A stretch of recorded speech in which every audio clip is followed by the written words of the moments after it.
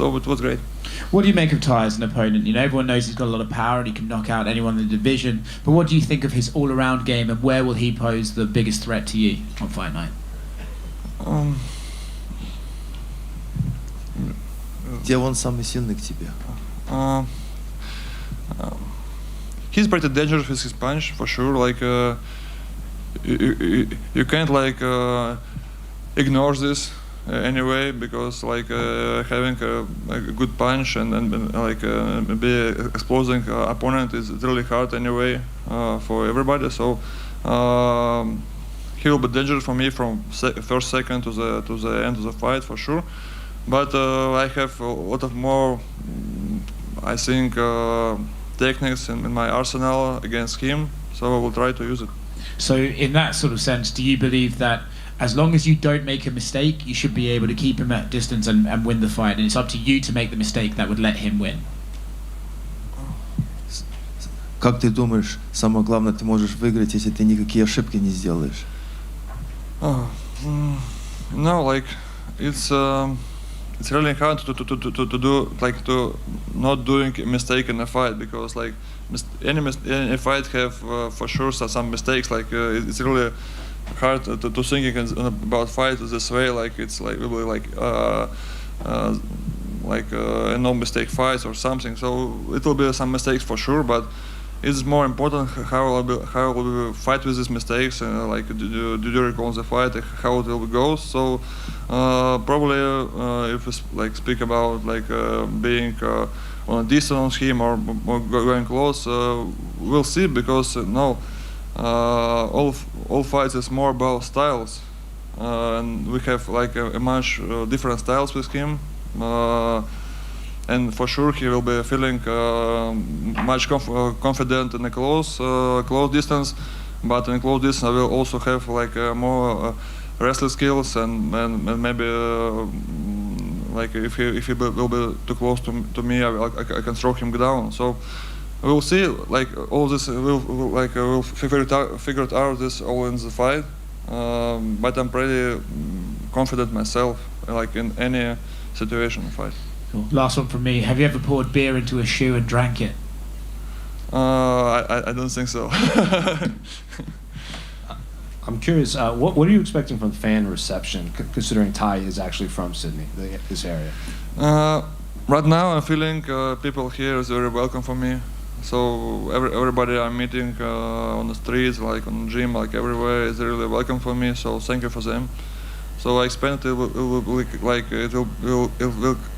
keep going during the fight, during like in stadium, because like with a good fights, like everybody win, and fans also. It doesn't matter who will fight against Australian guy. So anyway, if I will be like feeling confident myself, if I will show a better fight, it will be good for fans also. So I hope they will support me also, but for sure they will support Tai Tuivasa more. It's okay, I understand this, but probably I'm waiting the fans will be cheering for a good fight and not just for a fighter. There's a lot of movement at the top of the heavyweight division with Cyril Gane, Tom Aspinall, Sergey Pavlovich. They're all in Jailton Almeida. They're all close to that title shot. So what do you make of the top of the division right now, and especially with Jon Jones and Stipe, that fight coming up? Yes, it is. But you know, like I don't think about it right now. I'm like, it will be like a boring answer, but I think about my opponent for sure, because it's like a really big challenge. Like anyway, how I say, I can't ignore his good punch. So and I probably I could talk about this after fight. Just wondering here, you're of course a former Bellator heavyweight champion, and there's a lot of talk right now that Bellator might be purchased and go away. Do you think that would be bad for the sport if, you know, those two companies, PFL and Bellator, merge and Bellator goes away? Maybe it is. Like because Bellator give me a really good jump in my career, especially in the US and all over the world. So because before I'm more fighting just in Russia, and Bellator give me like opportunity for people from another part of the world recognizing me. So yeah, like for sure, like if it will be more promotion in the world, it will be much better for fans, for everybody. But fans also want to know who is the best fighter all over the world, like who is the best champion in Bellator and best champion in PFL, UFC, who is the most like a stronger fighter. It's interesting for all and for fighters like also. In this case, for me, like I see it will be good if promotion will stay like this, like like how it's going right now, but with like opportunity champions or some fighters fighting each other in different promotion. You know how it goes in boxing, like something like that. But you know, is it possible right now doing an MMA because it's a little bit really different business system for all promotion. But you know, I will be sad if Bellator stop like doing his job. So it will be good, like if it will be like a more big promotions in the world. And you're obviously, you and Sergey Pavlovich are both Russian and from at the top of the heavyweight division. Do you guys have a relationship at all? Like, would it be awkward for you to fight him? Do you not want to fight someone from your country? And if you guys did fight, would that be a really big deal in Russia? I think so. If we will fight, it will be really like a big fight for Russian fans for sure. But you know, we trained with Sergey Pavlovich a really long time, maybe a few years together in Moscow when we live. Like so, I helped him to prepare for many fights, to Elias especially, and he helped me a lot of too. Right now we're training at different places. You know, like a lot of people ask me this question, and him also too. The answer is we'll fight. In the case it will be a fight for a title or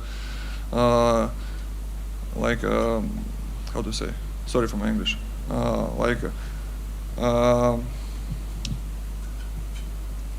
Or for a contender, like a contender title fight. So just in this case, it will be like have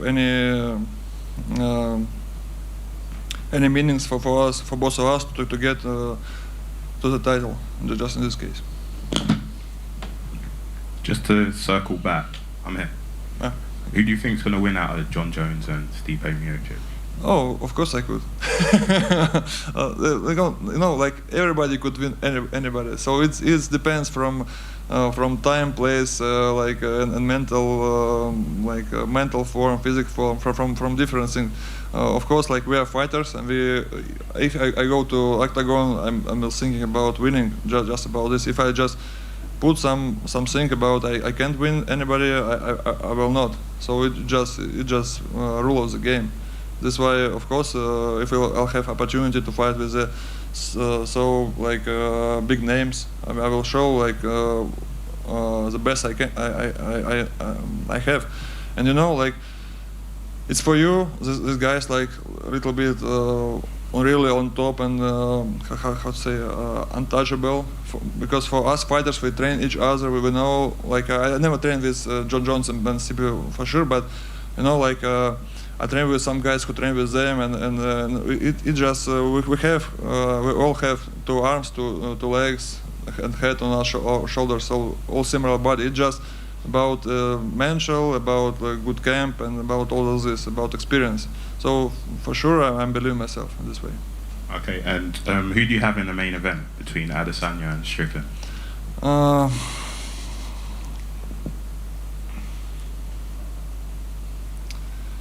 Adesanya is really, you know, like unique fighter for me. So I see him how one of the best because he did like a lot of title defenses. He fought with everybody. It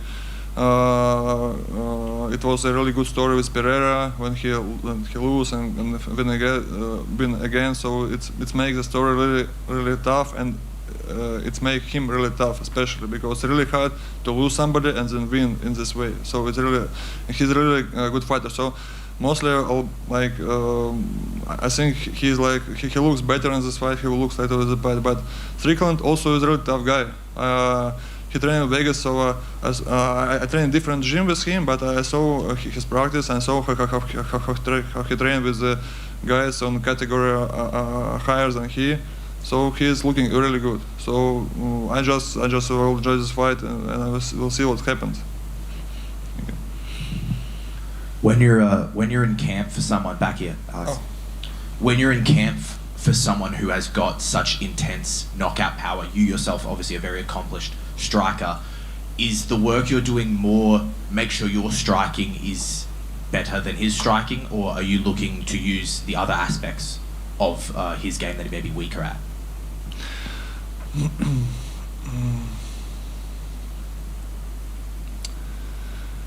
You know, like I have my own ego anyway in the striking, because I'm still feeling myself like one of the best striker in the division. I feel really confident in this, and I have in my camp really good guys who have same. I don't know how hard is the Tuivasa punch, but I have like some guys in my camp, like same size, same styles, professional boxers who punch for sure, like I saw and I hope for sure, like same power, maybe more. And it was a really great camp with this. And I also train different sides of this game. For sure, I work a lot of in the ground game and in wrestling. And you know, for me, it's really interesting too. To be honest, how it will go on, because my ego will make me to do the fights in stand-up. But for a smart way, I think it will be better to take him down, and we'll see how it will be in a fight, honestly. So I don't know myself right now too, because you know, a fight is a fight. It can go like any way. You can plan something in your head when you go. So maybe I will plan like some, and I go. I will see that it doesn't work, and work another, and it's work another techniques, another plan. I will do this. But what I can say, I prepare for all situation in the fight. I train a lot of things for this fight, and this means I will be confident in like in any how I said before. Alex, just over here. Tai is obviously quite a popular name in the heavyweight division. Do you think a dominant win this Sunday really puts you back into that conversation for a title eliminator, or, depending on the state of the division, potentially a title shot?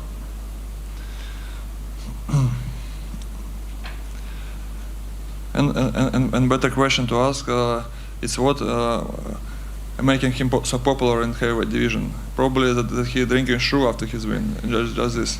So I don't think like this win against him like making me really close like to a title shot, like if I will fight with another like opponent. So I don't think it matters. So it's more matter how I will look in the fight and how I will show myself. So it's more matter. It will be more affected to my ranking in the division after this fight. So we will see.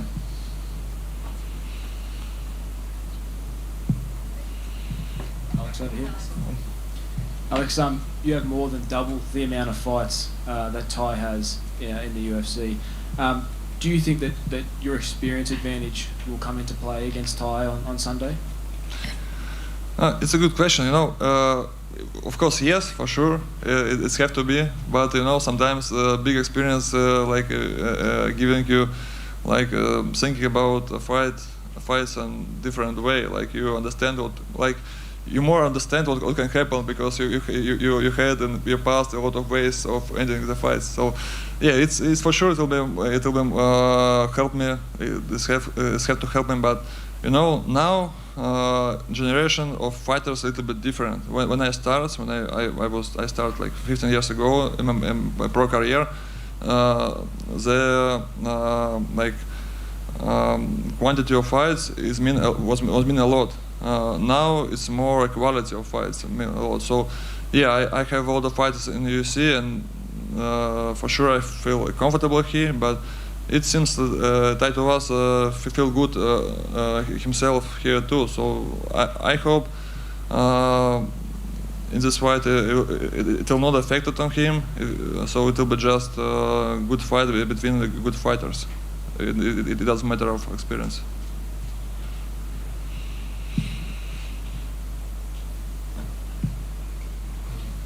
Thank you so much. Thank you.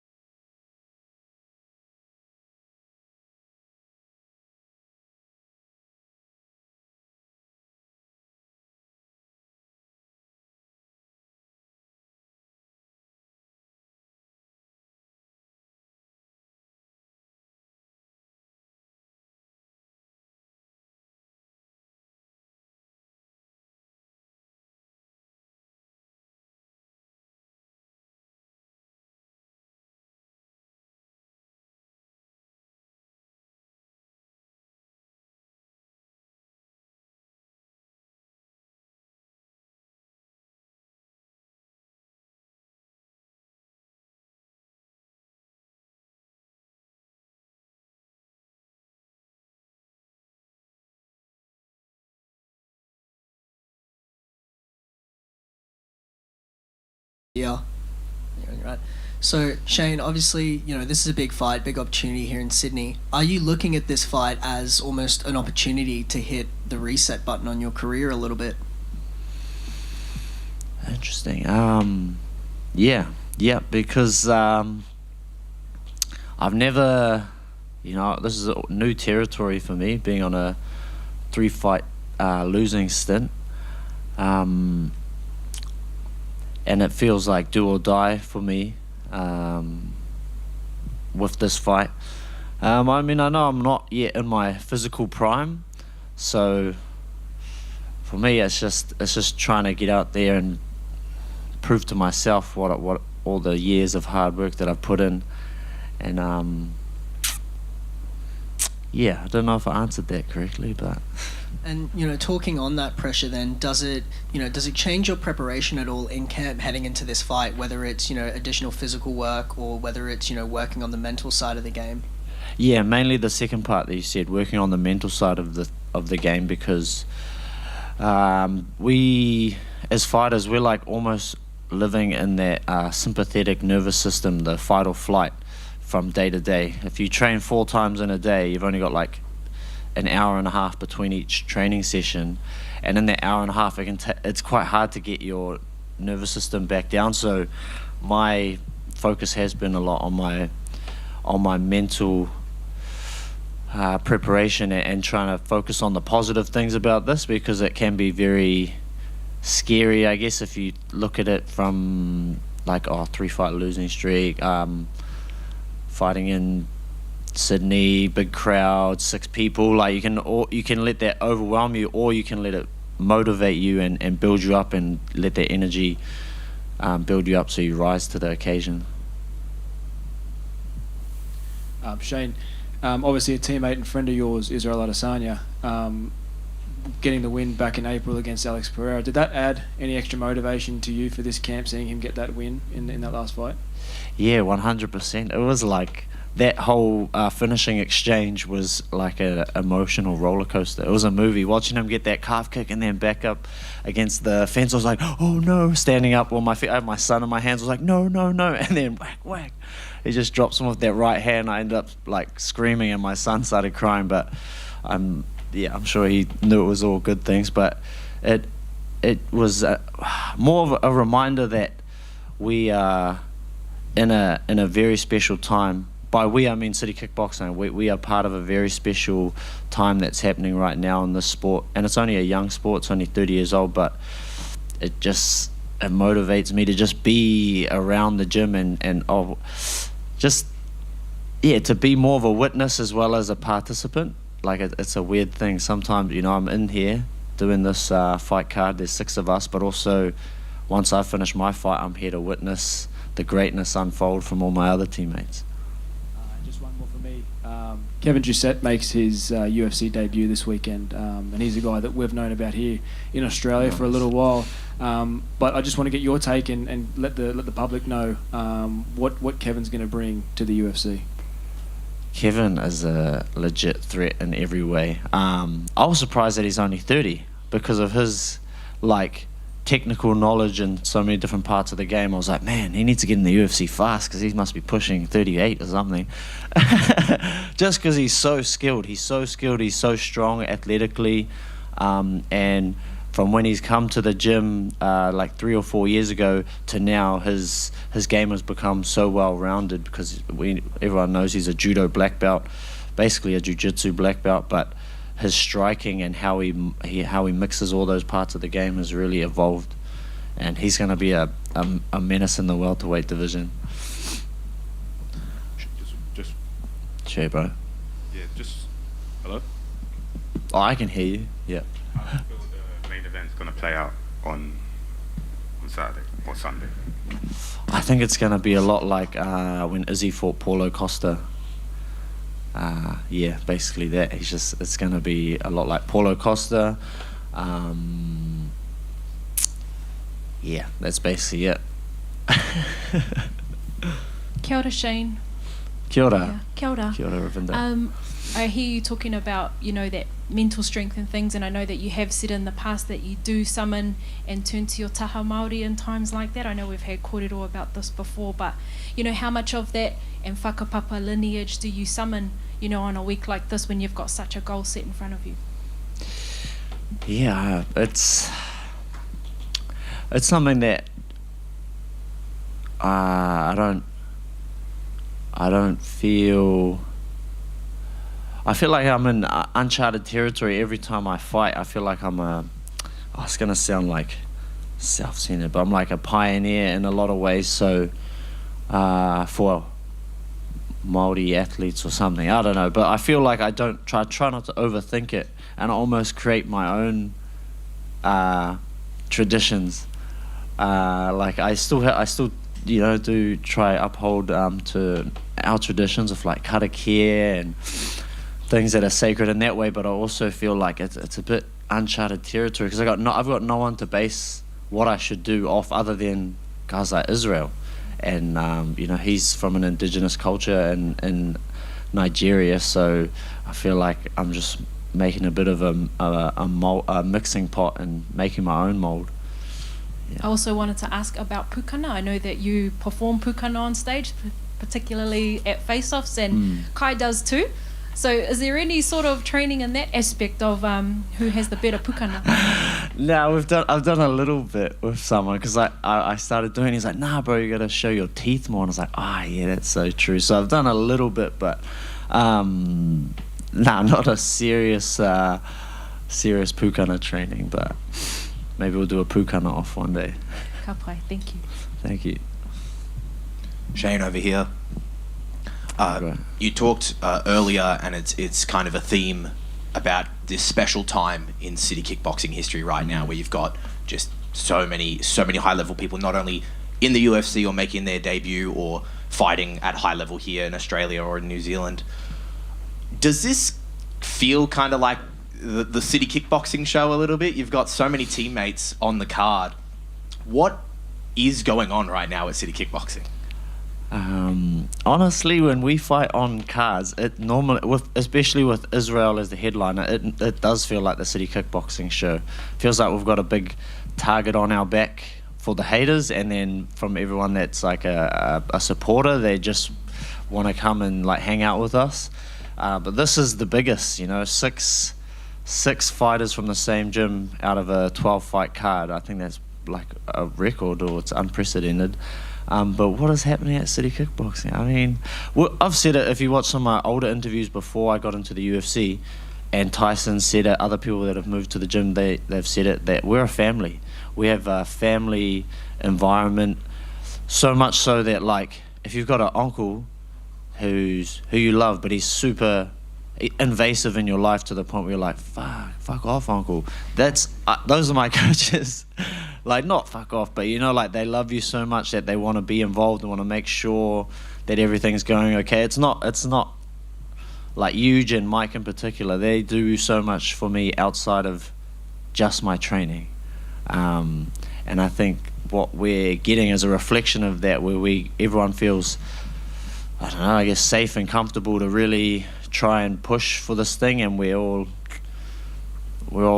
we wake up and we enjoy going to see each other, because like sometimes training can be hard, but it's made a lot easier when you got guys like my brother John Vake over there who are helping you and supporting you and making you feel good about yourself when you feel down, or you can do the same to them and not feel like you're being a jack off. Or it's a family environment, and we love what we do. Awesome, thank you very much. Kia ora, kia ora. Oh, not this guy. Hey, man, it's not Next like question, please. Hey, no, for real though, serious question. Okay, do you feel that like in terms of Aotearoa in New Zealand, that it's making progress, with everybody there with MMA? Do you feel that there's some type of progress in being accepted more than it was when you first started? What do you mean? Say again. You know what I mean? Like you mean like blood sport type stuff? Yeah, how like we're still kind of in the dark ages when it comes to that. Yeah, I don't even I got blinders on with that stuff, bro. I don't understand that. But I can see it, say, when it comes to, say, like trying to find sponsors and stuff. Like, over here in Australia, I know from my friends that have moved over from Australia, they find it easier to get sponsors because people don't. There are some people in New Zealand that are like, what is this? Like, this is barbaric. But I think a lot of that is that tall poppy stuff that we always talk about. And yeah, I mean, I hope there's going to be progress, but I just have blinders on to that stuff because I've got my corner, I've got my sponsors. I know what we're doing is great, and I try to be a good representative for martial arts and promote people getting into martial arts. And I actually think after this weekend there will be a massive change in regards to that. And in terms of the Sydney crowd, a lot of Warriors fans coming over here for Saturday. Can we just get a straight up up the wires? Up the wires. There we go. Thank you. With a worldwide audience there. Yes, that's our year. Shane again, just over here. You mentioned just before about John Varkey with Kevin Jousset signing to the UFC. He is vacating his Hex titles. Jousset has mentioned he would like to see Varkey fight for one of those Hex titles. What would be your thoughts on that? Yeah, most definitely. Yeah, John is premier. He's an elite fighter. He's an example of an elite fighter that just needs the opportunity. So he's at a point in his career where people don't want to fight him because he's got a great record and he's on the cusp of getting into the UFC. But they want to, people want to fight. When John and I were coming up in this game, the best fought the best. Now you get kids that are like, they want to be 5-0 and fight a guy on his debut. So, like, John deserves to take that welterweight title and probably move up and get the middleweight title. Who knows? Thank you. Yeah, up the wires. Thanks, everyone.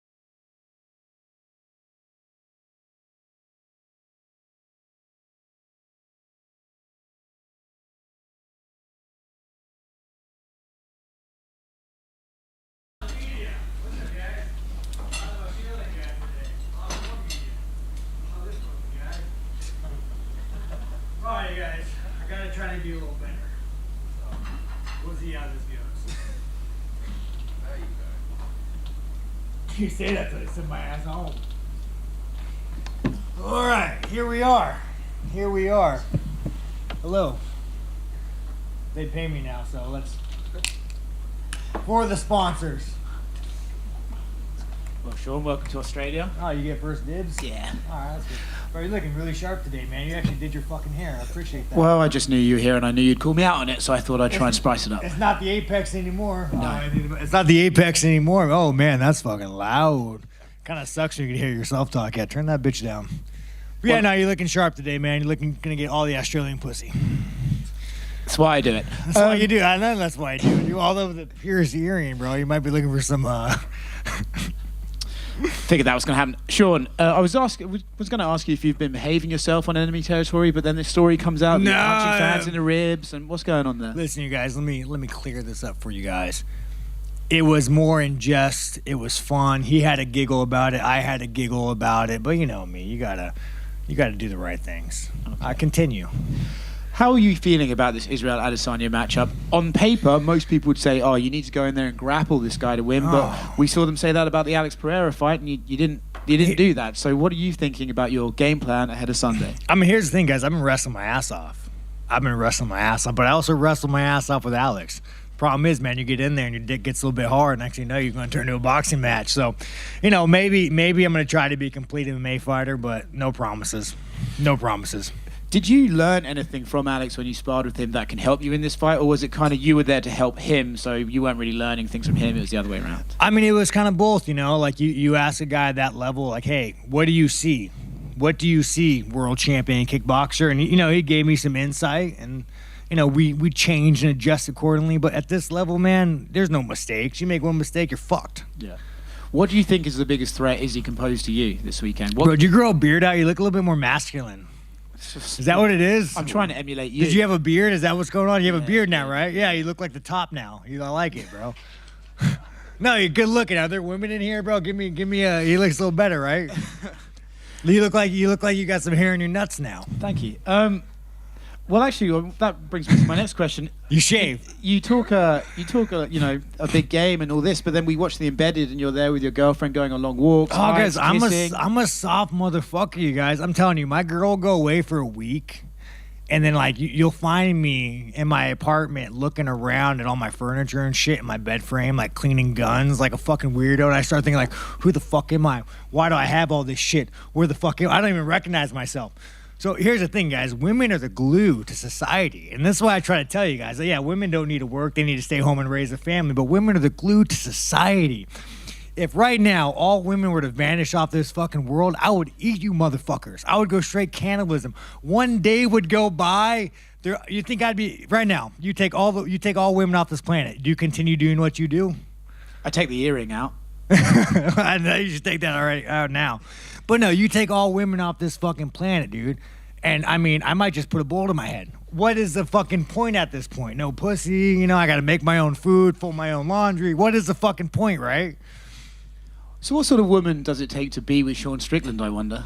No, dude, actually, if you ever met my girl, you'd be like, what the fuck are you doing with him? She's actually 2 degrees, you know, East Coast girl. Actually solid, you guys. What I do, though, I don't tag her or anything. I don't fucking put her in my interviews. I hide her away. As far as she knows, I got a double life. So against Israel Adesanya, are you planning on coming out there and shooting a double, or do you have to mix it up and try and, you know, sort of get his game and read his cues? I mean, here's the thing about Izzy, man, the China man. If we could start calling him the China man, or the China whore, Chinese whore would be nicer. You fight a guy like that, dude, fucking little twinkle toes, running around, dance around, it's hard to shoot. You know, you're going to have to go nose to nose, dick to dick, and make it a war.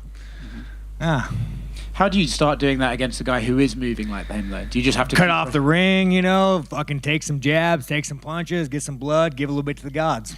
Okay. Yeah. Last one, I mean, you're summing up everything beautifully, but last one for me, how are you finding being in Australia? Do you feel like you're on enemy territory, or do you feel like... No, man, you think the Australians want fucking the China man to win? They don't want the fucking China man to win. Nobody likes fucking Izzy. Izzy's a fucking cringe lord. No, man, you know, it's actually kind of funny. Right? Because I always think America's the greatest in the world, and we are the greatest in the world, by the way. But I always think this. But then you come here, there's no fucking fat people. I look at this audience, there's no fat people. You're a little on the thick side. Are you American, Australian? Oh, well, man, but again, for the most part, there's only like one of them. You know, man, if you want to go work out afterwards, I got you. But everybody's happy. No one's staring at their phone. You know, there's no whores running around. Everybody's moderately dressed. The titties aren't out. Go to Miami. Go to any place in America. So, guys, I'm starting to think that America might be the fucked up one. But yeah, continue. America, greatest country in the world. Colby Covington, you know, that little fucking whore. In the embeddeds and the countdowns, you use the phrase "Izzy just fucking sucks." Oh man, this dude, you got all the piercings, bro. You got is your dick pierced? Yes, it is, you dirty motherfucker. Yes, it is. Yes, it is. It is not. Oh, yes, it is. No, yeah, I wish somebody could post a picture of this man somewhere. All right, continue. You use the phrase "Izzy just fucking sucks" quite often in the countdowns. Do you actually believe he sucks, or is it just, you know? I mean, I don't say he's one of the best kickboxers in the world, but Izzy as a man sucks. Izzy as a man sucks. You guys. I gotta ask the black man. What is your name? What's your name? Lee. Are you American? Where are you? UK. London. How much would it cost for you to hold up a Chinese flag and say, "I'm not black, I'm Chinese"? How much? What's your dollar amount? No fucking comment. No fucking comment, you guys. So does that answer your question?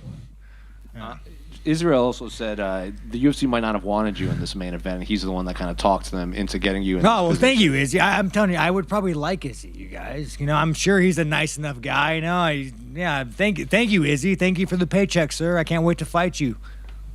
Is he a guy that you'll have to beat twice, considering like when Alex beat him, it was an immediate rematch? Oh, I mean, I'll fight him in the fucking parking lot afterwards, you know? Again, guys, I like Izzy. I'll fight anybody in here. I like fighting. It's fun. And then the last one for me, you tweeted about the open workout. You invited fans to bring gloves. Oh yeah, no, I'll give you guys some work. If any of you guys want to get some fucking work, you know, we could do the man dance. I got you. Mr. Canada, what's up, dude? Not much. By the way, you know, you don't do your fucking hair. You don't dress. You don't wear overalls. You don't even dress up to talk to me. That's the kind of fucking professionalism I expect from you fucking people. Continue. There you go. Want to meet your standards. We've seen Jared Cannonier around here as the backup fighter. Oh yeah, Jared's a solid guy, man. Good fucking guy. He seems to be one of the few people you have nice things to say about. I mean, how do you not, man? He's a good husband. You know, he's a good father. You know, good father. He supported a family while his wife could raise good kids. How do you not like that fucking guy? You know, he's a solid motherfucker. I got robbed, 100% robbed. It's so funny after the fight, you guys. This fucking guy, man, you're a sharp dressed motherfucker. You just kind of see things from up here, you know. After the fight, they go, well, Sean Strickland took damage. Motherfucker, I am white and pasty. Cold weather damages me. You could have fucking wind. You Australians know this shit. You could have wind come down. Next thing you know, my face starts fucking bleeding. So if that's your metric you guys score fights on, we need new judges. Do they talk to you about the backup role? Like if something happened crazy during the week, are you more than happy to fight Jared again? Yeah, sure. Why not? I'll fight Jared. I like the guy. I mean, you know, it's actually kind of funny, man. I don't really want to fight Jared. I like Jared. It's kind of like there's no desire in me that wants to try to like hurt him. You know, he's a nice fucking guy. Have you met Jared? He's a nice fucking guy. You guys, he wouldn't be making fun of fucking dick piercing over here if he was up here. He'd probably trying to have like a crystal seance with you, having to fucking have a good day, talk about your positive energy, Mr. Overalls. All right. You said you don't want to hurt Jared. Who are the people in the division that you want to hurt the most outside of Izzy? Oh man, you know, other than Jared, dude, we're all good, dude. Line them up, you know. Line them up. Let's fucking do it. Pay me and there's nobody I'm not down to hurt. But yeah, man, Jared's a solid fucking guy. People might look at the fight with Alex Pereira and like criticize, you know, your tactics and stuff. On paper, in the stats, you have the best defensive striking statistics. You know, I'll tell you with Alex, there was a lot of pressure with that fight. And again, you know, maybe it's my own weakness as a man. I let it get to me, but you have everybody saying, you know, you beat this guy, and you get a world title. So like in the fight, I'm just kind of like, I don't know. I wasn't fighting how I should have fought. Mind you, Alex is one of the best fighters in the world, not taking away his W. You know, fucking A. Hats off, Alex. You're gonna be the next heavyweight champion too. But I just kind of let the pressure get to me a little bit too much, more than I should have.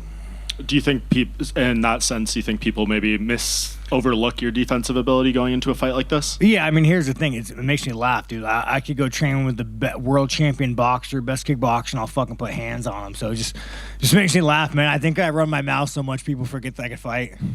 And I spoke to your coach, Eric Nixick, yesterday after I talked to you, and we were talking a bit about, this opportunity. You weren't supposed to be the guy originally. It seems like there was some reluctance.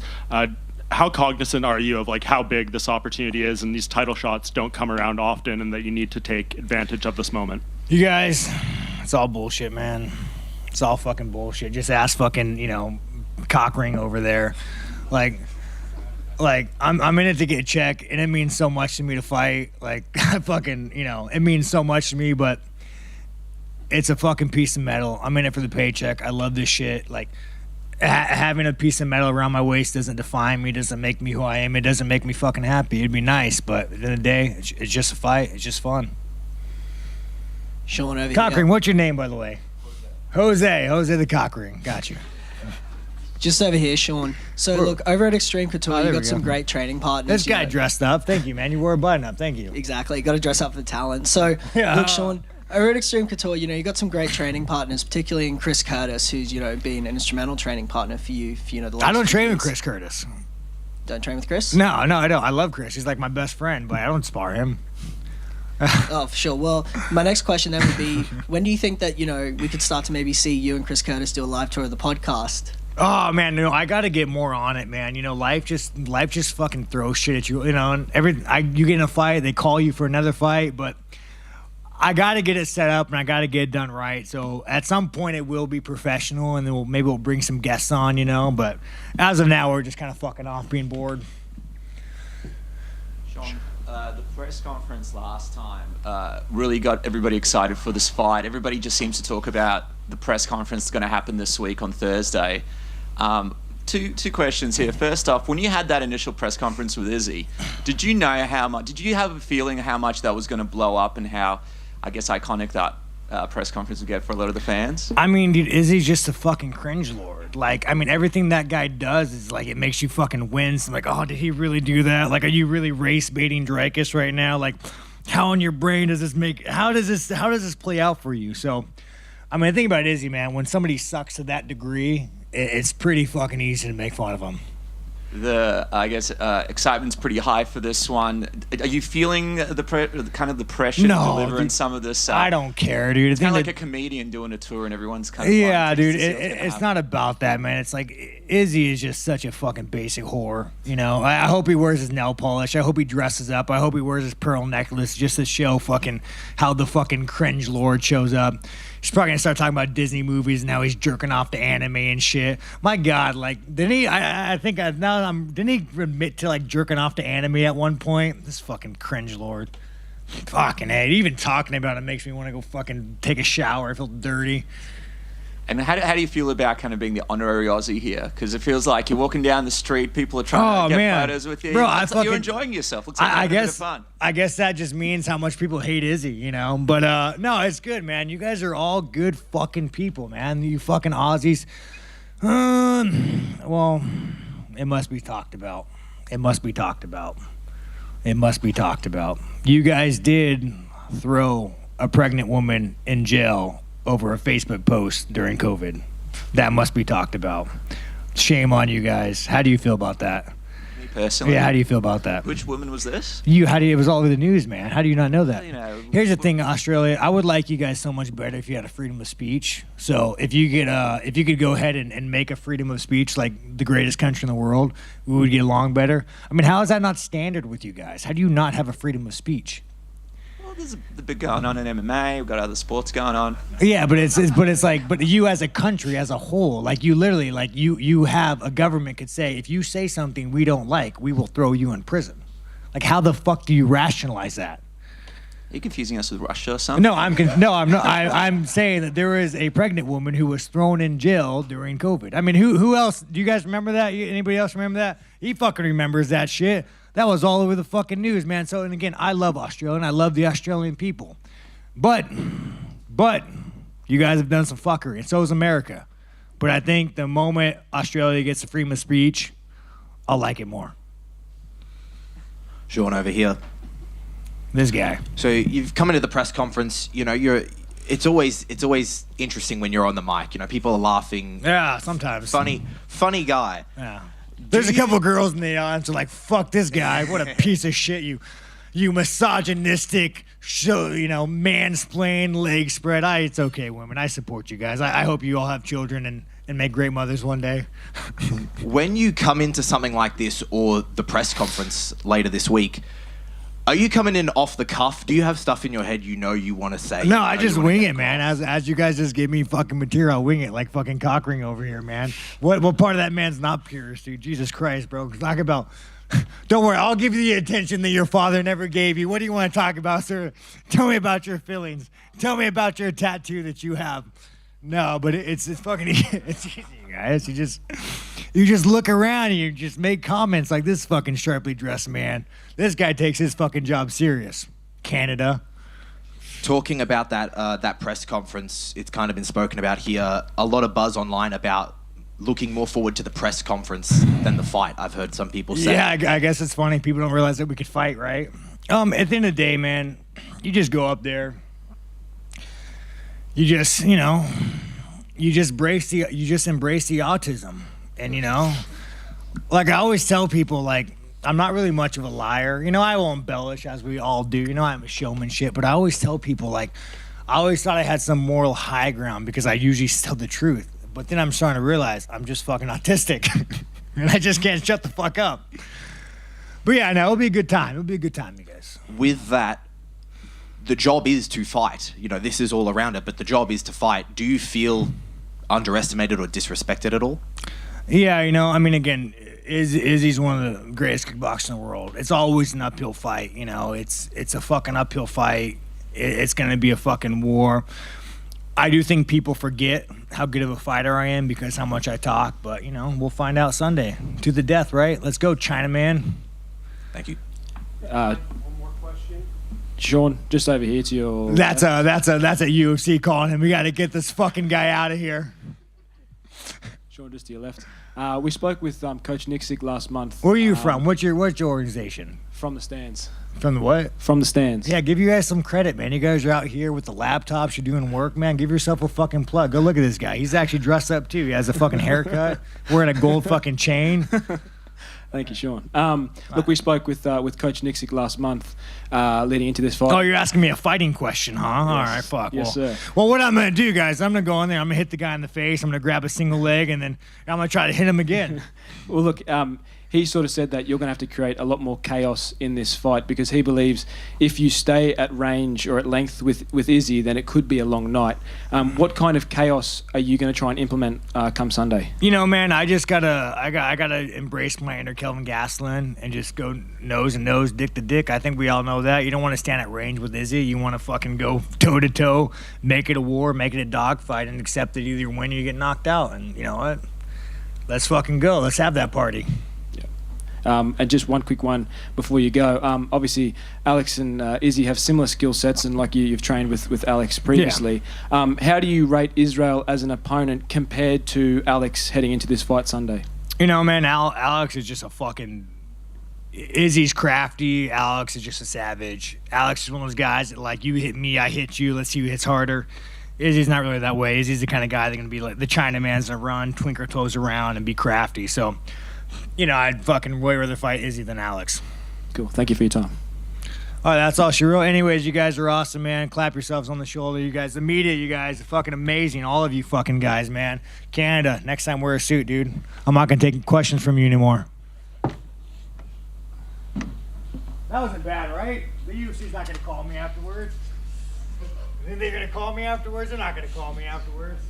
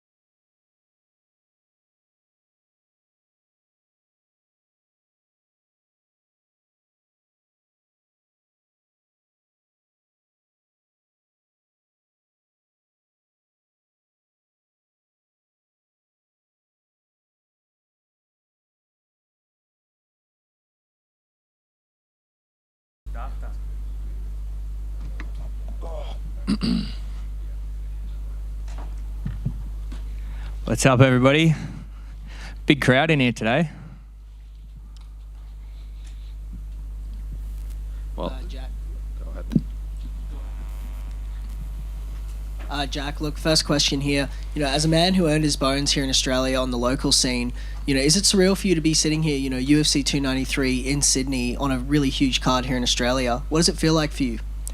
Just gratification, you know.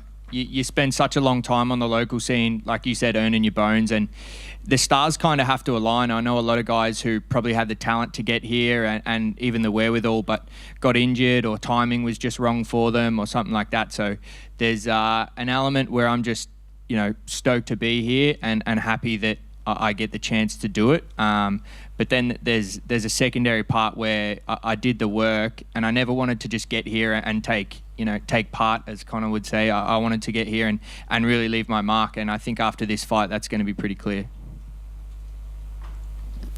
Your opponent that you're fighting on this weekend, I believe he was on the same card as you in Jacksonville, right? Did you have any sort of interaction with him? Did you watch his fight, and what did you make of it? Yeah, absolutely.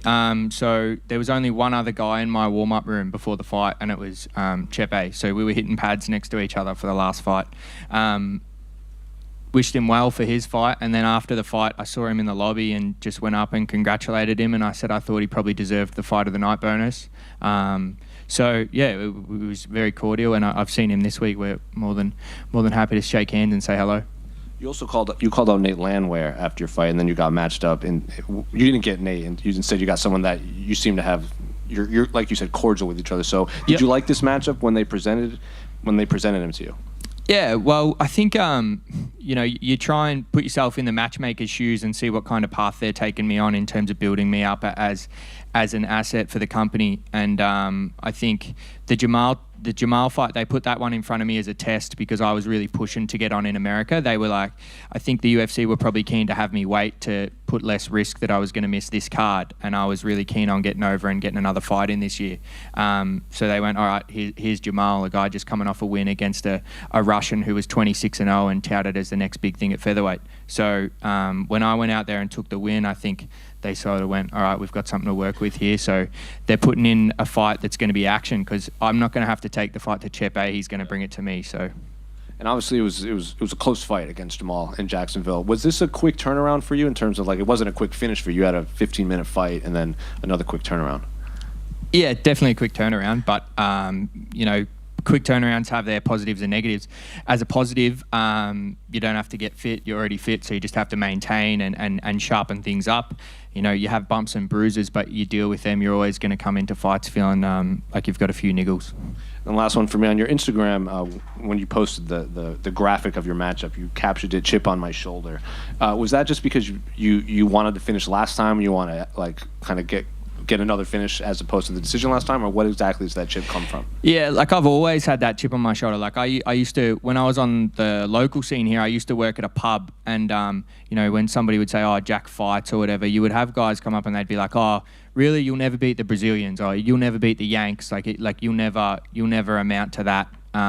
So I've had a chip on my shoulder since the start, but then for this one especially, I think people underrate Jamal Emmers significantly, and they don't see the value in that win, or they think that I might have lost, which, you know, I can't argue with that. People will score the fight how they'll score the fight, but the chip on my shoulder just comes from the fact that I'm here to get to the top 10 as quick as I can, and I'm going to prove that on Sunday. Jack, over here. You mentioned it just before, your last fight, you got that opportunity to fight overseas. How was it fighting overseas as compared to the Australian crowd?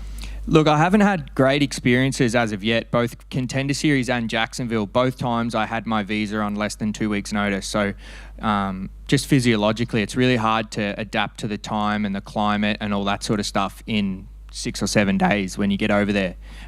So for me, it's just about the next time I go over there, getting the 2 or 3 weeks, because I've got a 2-year visa now for the US. So hopefully after this one, I'll get back to the US again, and I'll have 2 or 3 weeks there where I can really adjust to the time, and then I'll give you a better assessment of how I like it over there. You're no stranger to fighting in Australia, obviously coming up through the Australian scene, but to be fighting on the biggest stage in your home country, what does that mean to you?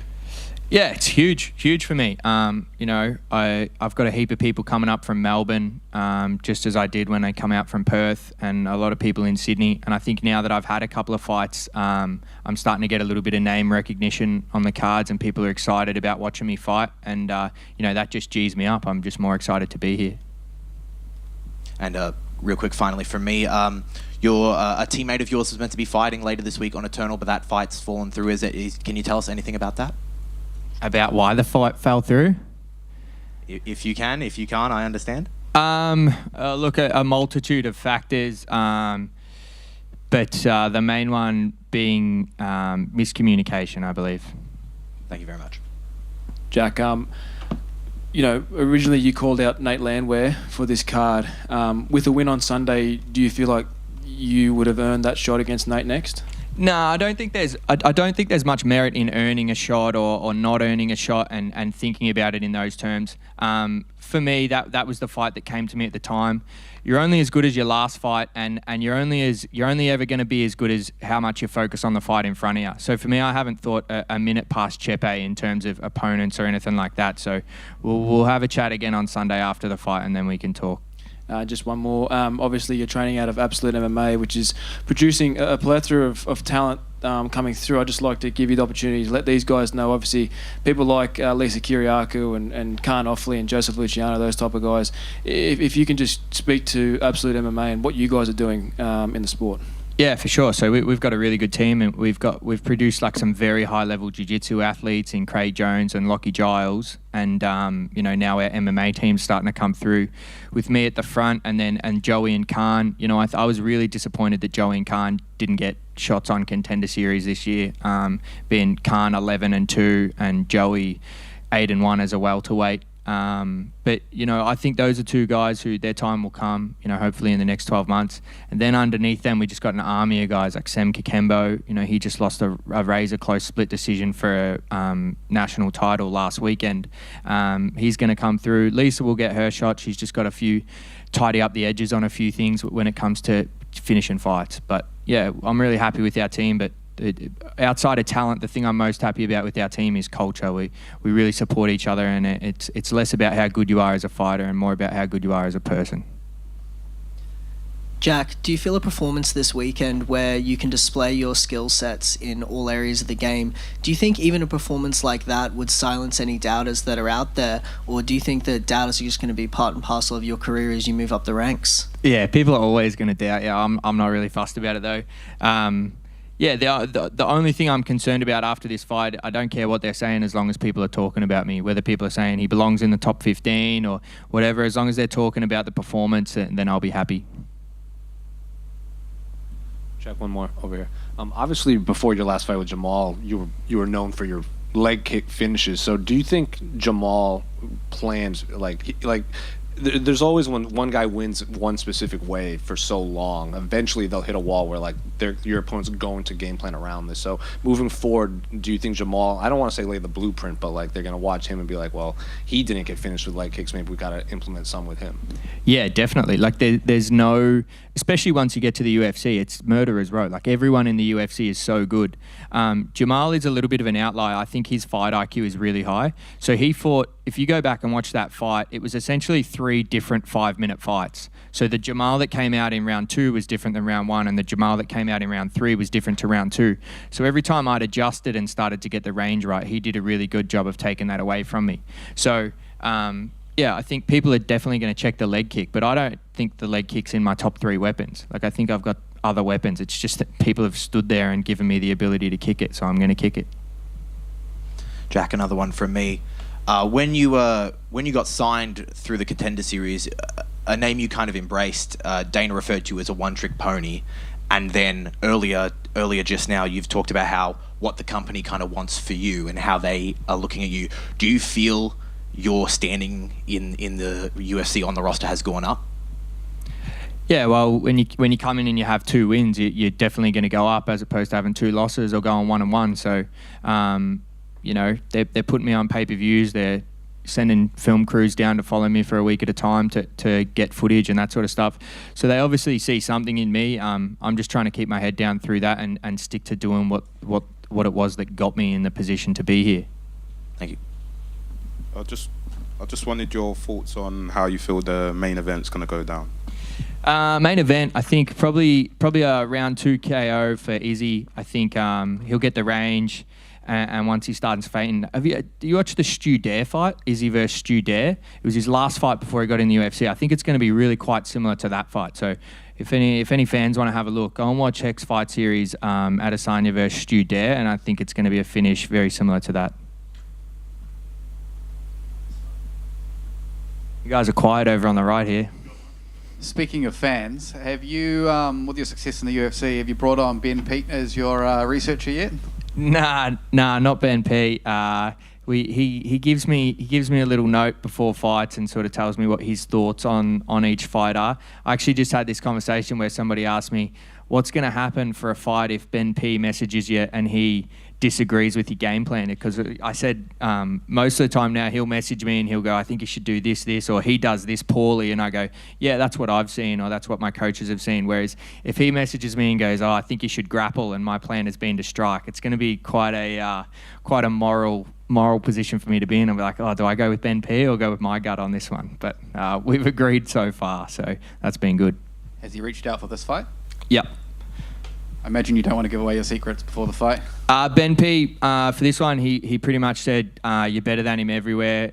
Avoid the car crash in the first 30 seconds to a minute and then pick him apart on the outside. Can't wait to watch it unfold. Thank you. Thank you, brother.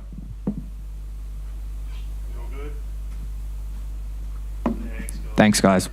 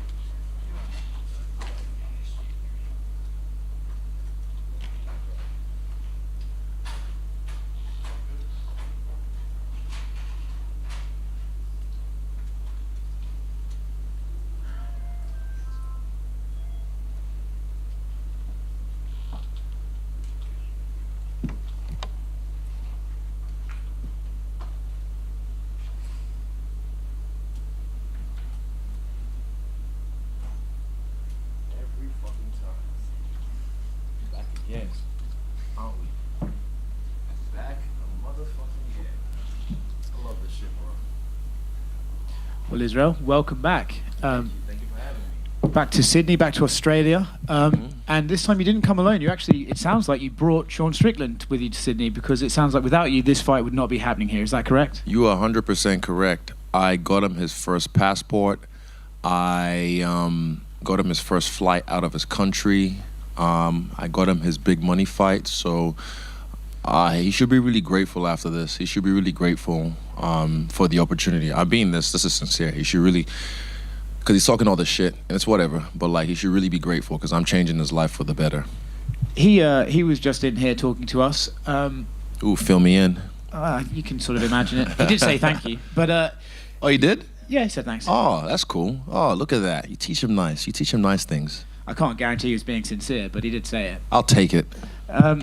He's obviously not really cutting a very serious figure. You know, he's not coming in here like, I'm ready to get the job done. He's coming here, he's cracking jokes. Do you think that's sort of an example of how he's really feeling about the fight, or is that just how he's trying to push the nerves off until the end of the week? I think that makes him really dangerous. I think that's what makes him dangerous. He doesn't care. He knows I'm gonna beat him, so he doesn't care, and he's gonna try and do his best to beat me by any means necessary. I've been there before. Even my last fight, I knew I could beat this guy. I was like, I can fucking beat this guy. I almost beat him every fucking time, and I beat him the first time, but I know I can beat this guy. And then, you know, he ended up beating me, but I was just like, okay, everyone's counting me out. I'm the underdog, so I was like, right, bet I'm gonna use this, and I don't care. I'm gonna give everything to this fight, and that makes you a dangerous man. A man with nothing to lose and everything to gain is a dangerous man.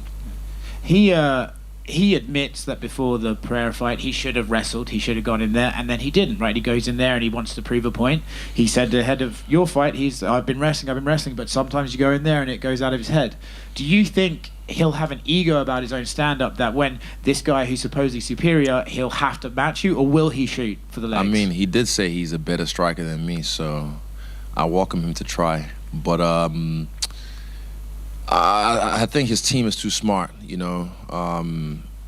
You know, he trains at Extreme Couture. He's got Eric, Ray Sefo and them on his team. So if he listens to his coaches, this is different. This is not just a regular fight that his ego's gonna take in place. He wants this. I know he wants that. He tries to push it away, like you say, just to like, I guess, how do you do, what do you call it? Like, just like to relieve yourself of the pressure, if you will. But I think he's gonna wrestle. I think he's gonna wrestle, and I got something for his ass, because me and my buddy Craig Jones be hanging out a lot. So yeah, we've been around the world, we've been training, and I've been doing this for a long time, and I'm yet to, you know, choke a motherfucker out. So that's one thing that's on my list, and I hope he wrestles. If not, cool, stand and bang, do the man dance, as you will. He's selling wolf tickets when he talks about that, by the way. It's just, I don't think he's gonna man dance with me, and if he does, I'm a better dancer than him. He talks like, you know, I want to kill and all this sort of hyper aggressive stuff. But do you believe when you look at when you look at the other guys you fought, is he this really tough guy that can get in there and have a war and see you through to the end, or is it just these are all words that just disappear when he steps in the cage? He looks good against guys who are human punching bags. Roll back the tape, UFC 253. I said the same thing about Paulo Costa. And this is not my ego talking. This is just me speaking strictly facts. I said Paulo looks good against guys who are human punching bags. Look at fucking Deshaun's last fight. He fought the bus, and he was a fucking human punching bag, just stood there and got beat the fuck up. And I told you guys, Paulo will not catch me. I will catch him eventually. And I told him I was knocking him the fuck out. And I did. Again, this is not my ego talking. This is me speaking facts. Sean fights guys and looks good against them because they let him look good against them and they let him get in their head.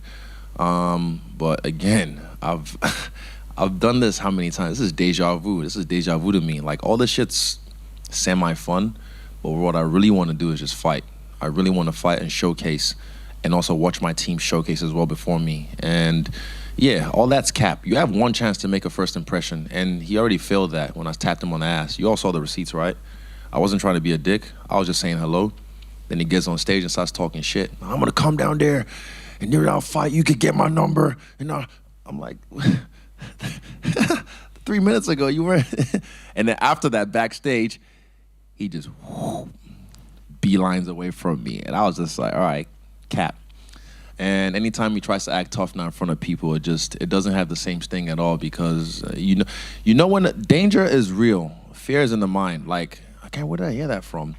I can't remember what quote I hear that from, but like it's in his head. He tries to act like a tough guy. He's a tough guy. He's a good fighter. He's a good pressure fighter. All that against human punching bags, but there's no danger with him. Last time I saw him in Vegas, I smacked him in the dick because I knew he wasn't dangerous to me, and then he tried to push me. Said, "Don't touch me, bro." I was like, huh, and I just jumped over my seat, and I just kept on watching my fights. Last one from me. I think everyone sort of, we spoke about it, the press conference is going to be great, but the fight's going to be whatever. So people are kind of assuming you're walking in there and going through this guy pretty easily. Does that add pressure to you, or does that just make you think this is going to be fun? Nah, I don't even think about it. I don't listen to those voices. I hear people say the odds of this, I'm putting my parlay on you. Bro, fuck your parlay. I put my life on this shit. So, yeah, I don't listen to those voices. I look at myself as the underdog in this fight. I don't even know where my belt is at. Like, this is not even my belt. I don't give a fuck. I just want to beat people up, make lots of money, beat people up in different styles till I retire, and then I'll look back and be like, fuck, I was the man. Or I'm the man. But, yeah, in the meantime, Sean's next. I focus on him, and I don't take him lightly. I don't underestimate him, but I don't overestimate him. And he's a dangerous guy, but I have a habit of making dangerous guys look easy. Israel, I think Will Smith said that quote, by the way. Oh, is that movie with his son? Yeah. That's right, yeah. Fear's in the mind, danger is real. Yeah, he's a dangerous guy if you let him be. But I'm not stupid. And I'm curious, do you dislike Sean at all? Because he's bringing up like the Chinese flag, questioning your manhood and everything. He brings it up quite often. Chinese thing, I don't give a fuck. I've traveled around the world. I've worked around the world. I've fought around the world. I've acted around the world. I've never even addressed it because, look, if I gave a fuck, I'd address it. I'd tell you why exactly that clip or what it was. But I really don't give a fuck. I've been working around the world and making bags. Only thing he said was one clip someone sent to me, and he's questioning my morals and like saying something, and I was like, you've never even had a conversation with me, and you're questioning. So that one is one I'm doing a Michael Jordan, and I'm taking that one personally, so I can use that against him. But everything else, I don't care. Okay, anime. Okay. All right. Okay. Fuck. Like his insults are like he's that fucking. That's that idiot in the back of the class that just talks over you and talks loud just to get his point across. And again, last time he ambushed me because I wasn't expecting that, and I told him, focus on your opponent because you're going to get knocked the fuck out. And what happened? He got knocked the fuck out. You also said that you envision a spectacular finish in this. You want to kind of put the exclamation point on the City Kickboxing lineup on this card. So when you say spectacular, what is that? Is that a knockout? Is it your first submission in the UFC? Is it a back and forth fight? There's a few options. There's always when you visualize these things, there's a few options, there's a few timelines this could just go. But yeah, there's a few of them. But there's three main ones that I'm honing on, but I can't tell you guys just because they're mine. But I guarantee you, I'll finish this guy. And last one for me. I know you've done a lot of Q&As about your documentary that just came out. So what's the reception been for the movie? It's been dope. I think Sean should watch it. He might learn something, to be honest. Like I've even said when I did the Q&A on Monday, when people watch my doco, I said like, look, the main thing. That's style bended documentary, by the way, coming soon. Australia, New Zealand, September 28th. After that, soon to streaming platforms. I said to people, I was like, what I want people to get from that documentary is like, I'm not saying be like me. I'm just saying be like you. Be authentically you, and don't give a fuck what anyone else thinks. Whether, like, I'm not saying look at me and, dress the way I dress or paint your nails or fight. I'll just say, man, that guy Styles is just like unapologetically himself, and is just showing. He's just bearing his chest to the world, showing his heart to the world. his heart on his sleeve and doesn't care whether you like it or not. He's just happy. So for me, I'm really happy. This so far is the best year of my life yet because I've really just embraced me and not giving a fuck what anyone else says. It always helps that I can kick ass because I'm just like, what the fuck you gonna tell me shit? Like, but yeah, even without that, I'm just saying like, fucking just be you, bro. So that what I want people to get from the documentary is just like, express yourself authentically. And I will say this, I respect that from Sean. I respect the fact that he expresses himself authentically and does not give a fuck what anyone thinks. I respect that. He looks at me and he gets away. But again, I don't care. That says more about him than it does about me because I am expressing myself authentically. And I'll beat your ass, Sean. I will beat your ass. Israel, you posted some footage of Sean sparring, and you seem, kind of disgusted by it, I guess, maybe for a lack of a better word. What do you just make of like that etiquette? I call that gym heroes. When he sparred Pereira, did he spar like that? Didn't look like it. Exactly, because he knows Pereira will fucking knock him out. It's called respect. And I have teammates, and we can push, but I don't try and hurt my teammates. Like, he's knocking people out in the gym. Accidentally, I've probably knocked 2 people out over the last how many years I've been fighting in the gym, accidentally. And, it's not even knocked out, like dropped them because it was light. But like, it's just, I don't try and hurt people. I don't know. There's many ways to skin a cat. Look, whatever works for you. But I just feel like I've seen too many of those now where I'm just like, whoa. Gym hero. And then when he got his arm thing, oh, come on, man. Oh, come on, man. Why'd you do that, man? When he got a taste of his own medicine, oh, come on, man. Come on. Don't touch me, man. Like, I do a real good impression of him. I just realized, fucking hell. But, yeah. I just don't like gym heroes, man. Like I said, when he spot Pereira, he didn't bring that energy because he knew Pereira would sleep the fuck out of him.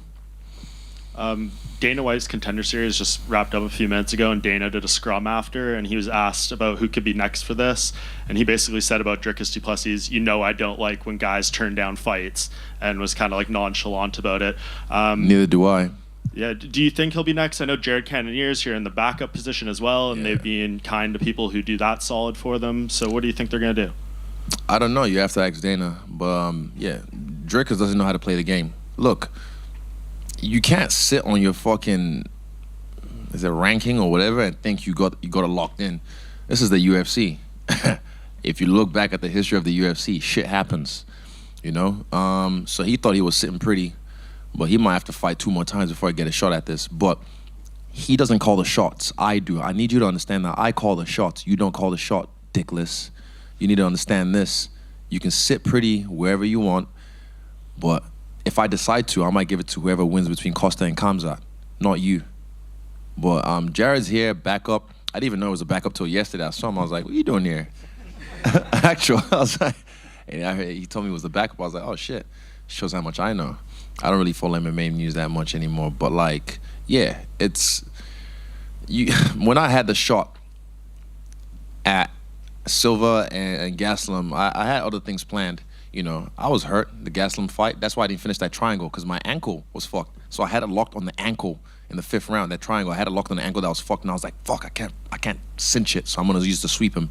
So I used to sweep him and get him up. But guess what? I did that camp with a fucked up ankle. There's many times I could have pulled out, but I've still never pulled out of a fight, even though my pull-out game's strong. I still have never pulled out of a fight, ever. And I stand on that.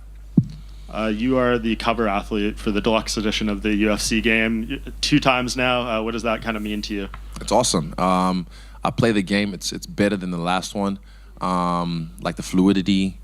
The buttons are changed a little bit. I don't want to give too much away, but it's good. It's really good, and there's some surprises you guys would really like in this game. And yeah, it's cool. I don't know if anyone has done it twice. Has anyone done it twice? Connor, when? It was him and Ronda, and then. Okay, similar, sweet. So like, yeah, it's cool to be on that same echelon of a guy who's done it twice as well. And yeah, it's cool. I look forward to playing the proper game, not the beta or the preloaded version. Yeah, and just last one from me. When we talked to you in Perth, earlier this year, we asked you a little about Francis Ngannou and kind of his upcoming prospects, and you were very, confident that things were going to pan out for him. Now he's very close to having a fight with Tyson Fury. It's around the corner. Just how proud are you of, your brother to pull all this off? When I saw it on Instagram, first thing I did was WhatsApp him. I was like, I'm gonna be there to witness history. First thing I texted him was, I'm gonna be there to witness history. I already booked my flight. As soon as it was mentioned that the fight was happening, I was like, we're going. And a week later, they already invited me. The sheikhs in Saudi Arabia invited me to come through. So I was like, all right, well, I'm gonna be there. So I told y'all, don't believe the hype. Don't listen to the bullshit when people are trying to we're withdrawing from the bidding or whatever. Because you guys only see what happens for you to see. You don't know what happens behind the scenes, behind the curtains. And yeah, I'm proud of him. He's leading the charge, put it that way. And again, Rome wasn't built in a day, trust, but he's leading the charge. And I can't wait to see him make history. That's gonna be, yeah. And it's a long shot from people, what they say, this and that, rah. But this man fears nothing. If you listen to a story and what he's been through, like before the UFC, he's fortified. He's up here. He's locked in. He's a guy that you can't shake him. You can't break him. Look at him. Just look at the man. I'm fucking proud of him, man. So, yeah, shout out to my big bro Francis, and I can't wait to watch him make history again. Israel, just over here. Congrats again on the movie, man. You gave a lot of fascinating insights into your life. And you spoke to Aaron Bronstedt of TSN about how Sean reminds you of guys from your past, right? And I wonder, there's probably times in your life where people like that, you weren't able to do something about it in the moment, right? Even though you wanted to. I wonder how how your mentality is now and how it changes versus the younger you compared to now when you actually are able to do something about it. Do you still have that same desire? Yeah, I mean, I did it to Costa. I said the same thing. I was like, it reminds me of idiots I had to deal with growing up. But then now I'm capable. And I've said this, there are no good or bad people. People are just capable of great good or great evil. People try to act like they're virtuous, but they don't really have a leg to stand on because they're not dangerous. I am now a dangerous man, and I can choose to be a dangerous man, or I can choose to be soft-hearted and kind. And I'm mostly, in my life, soft-hearted and kind until people start to fuck with me. Then I'm like, right, I'm about to beat the fuck out of you. I'm about to bully you. So I have to become what I hate, but I use my powers for good instead of evil. And yeah, not saying I'm fucking a saint. You guys already know. I've told you guys since the jump, I'm not your fucking saint. I'm not your hero. I'm not your guru. But I'm just me. And if you fuck with it, you fuck with it. If you don't, you don't. Guys like Sean, yeah, I've dealt with them all my life, but again, it's nothing new to me. Now I get the chance to beat the fuck out of him. That's the difference. And I'll do it again Sunday afternoon. Has that helped you let go of some of those things from your childhood? The fact that now you have the power to do something about that, if you know what I mean. Yeah, I don't hold on to those things. They definitely shape you, they definitely shape you. Growing up, it's all trauma, it's all stuff because some of the stuff I had to endure is all trauma. And even I've seen some stuff, oh fuck, I found out yesterday, Cunt was a neo-Nazi or some shit. Yeah, I had no idea. I didn't look. Shows you how much I look into it. I had no fucking idea. Breaking news, but yeah, I'm not. It's not something I'm going to hop on about because it's stuff that he had to go through and the stuff that he hasn't worked on that's still in him. The thing is, difference is I've done the work on myself to overcome those traumas and to learn how to use it to better myself, if you will. And I'm a human being. Of course, I've been insecure in certain times of my life. So when you've done the work on yourself over and over and over and over and over again, when you see it in other people, you're like, oh, I know where that's coming from. So that's why when I say Sean's insecure, I can see it because I see what he's like in front of the cameras and I see what he's like backstage. And when it's just me and him, and I'm just like, okay, I know where this is from and I know how to deal with this. So I'll take him through a session, a nice therapy session for free. Just on therapy, some of the most fascinating points in your movie is you with the possibility manager, just talking things out. And there's, without giving away, she presents you with certain options. At any point were you conflicted by okay, I could go in this direction for maybe inner peace or growth as a person, but that would conflict with say this direction where me as the entertainer, me for my career. You know what I mean? still happens, still to this day. And that's why I haven't been to the jungle to do the plant medicines, because I don't want to. It'll come to me. When it comes, it comes. When it calls me and it happens, it happens. But right now, I've just kind of like been a little bit hesitant because I just don't want to. I've used the example of Zuko as a firebender when he realized he's friends with Aang and he can't firebend anymore. Sean didn't know about this. So like, yeah, he couldn't firebend anymore, and he's just like, what happened to my powers? And it's because he became friends with Aang, so he had no anger to bend from. So yeah. Who knows, man? Who knows? Right now, nah, I like the chips and the dips on my shoulder. It served me well, and I'm using it in a different manner. I'm not jaded. I'm not like, I've seen videos of this kind of in traffic, like arguing with people and filming it, talking about like, I'll get my gun out. Like, I can't remember the last time I had road rage. I used to back in the day when I was working a 9 to 5, trying to get to work because I'm late and just fucking beep, beep, beep. But now, do you want to cut in front of me? Cut in front of me. You probably need this win more than me. Your life sucks, because sometimes it be like that. But yeah. Me now, I'm literally, like I said, I'm happy. That's the main thing. I'm happy. Life isn't always fucking rainbows and gold and unicorns and roses and shit. I go through shit as well, but I deal with it different. That's the difference. I deal with it a lot different. And I bet you he goes through shit as well, but he doesn't deal with it the way I do. He just bottles it down, holds it in, and lets it build up, and who knows what he does with it. It's not my business. I focus on me. Just last one from me also. You spoke about how like you don't need the belt, so to speak. It doesn't define who you are, which is a healthy attitude to have. There's big things in life. I just wonder, when did you reach that realization? And do you feel like you needed to get the belt first before you could sort of come to that realization? I had a feeling because of things that maybe Rashad has said in the past, Rashad Evans, and some other people. But I was like, yeah, let me see. So when I got it was awesome. Defended it, UFC 243. It's cool.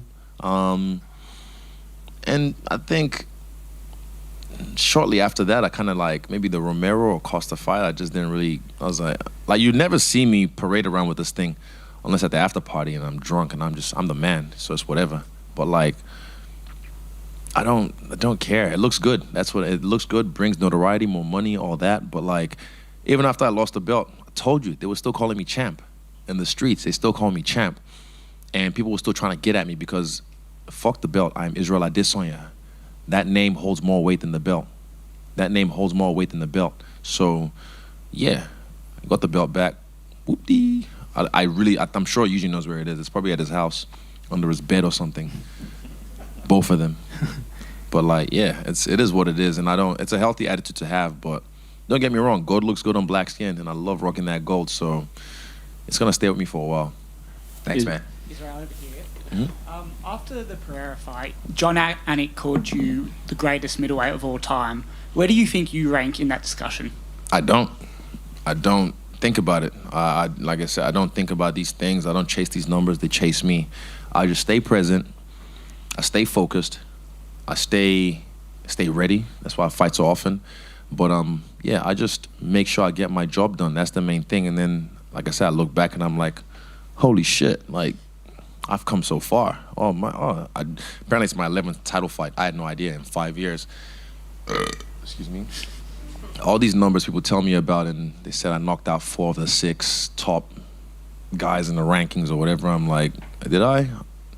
I can't even tell you who. But yeah, I don't. It just happens. I just keep doing me. And in saying that, so if you're not chasing to be the greatest of all time, and as you said, being a champion isn't as important to you now, what are you chasing? I was chasing that. I was chasing the greatest of all time, this and that. And I still think I'm one of the greatest of all time. I put Alexander Volkanovski as the greatest of all time in my eyes because I see the work he does, and he's my buddy, and I love the way he fights. He's one of my favorite fighters in history. But I've never looked at, like, you know, when have I ever given a fuck about the rankings? You guys, if you know your history and you know how I talk, I don't give a fuck. But I know I'm the best. I know I'm the best, and I'm not done yet. I'm still going. So I know when it's all said and done, I'll be the best. And this is art. This is like the whole Michael Jordan versus LeBron argument. I saw my boy, shout out to Kazim, he put an Instagram video I saw up today where he's like, enough with the debate. Like, when have you ever changed someone's mind when you have that debate about LeBron versus Michael? Never. You know why? Because it's art. And art is subjective. I don't need you to think the way I think. You can think fucking Kobe's the greatest of all time. You can think Magic Johnson's the greatest of all time, you know? And even with rapper, Biggie or Tupac, who's your top 5? People, it's like this fucking, they just, I don't know, Biggie and Tupac aren't even my top 5 rappers, to be honest. But that's art, because I didn't grow up in that. I did grow up in the era, but I wasn't really tapped into them till after they left. And I love their music, don't get me wrong, but they're not even in my top 5 because I grew up in this era, and I have other guys who are my top 5, and that's art. It's subjective. You can think whatever you want. You don't have to think like the way everyone else wants you to think and say what everyone else wants you to say. Just say what you want. No one even thinks about why they think things they do. I question myself all the time. If I have a feeling of like maybe even jealousy or envy, or I'm angry, or I'm sad about something, I'm like, where's that coming from? This is the work I've done. If you watch the movie Stylebender, 28 September, and also streaming platforms shortly after, you'll see like I've done the work on myself, and I'm like, where does that come from? Where's that emotion come from? And then when I identify the monster, then I kill it, and then I'm able to move on with my life. And then sometimes then my rear its ugly head again, and I'm like, oh, it's about to come out, squash, because I can sense it's coming. So yeah, I'm not perfect, bro.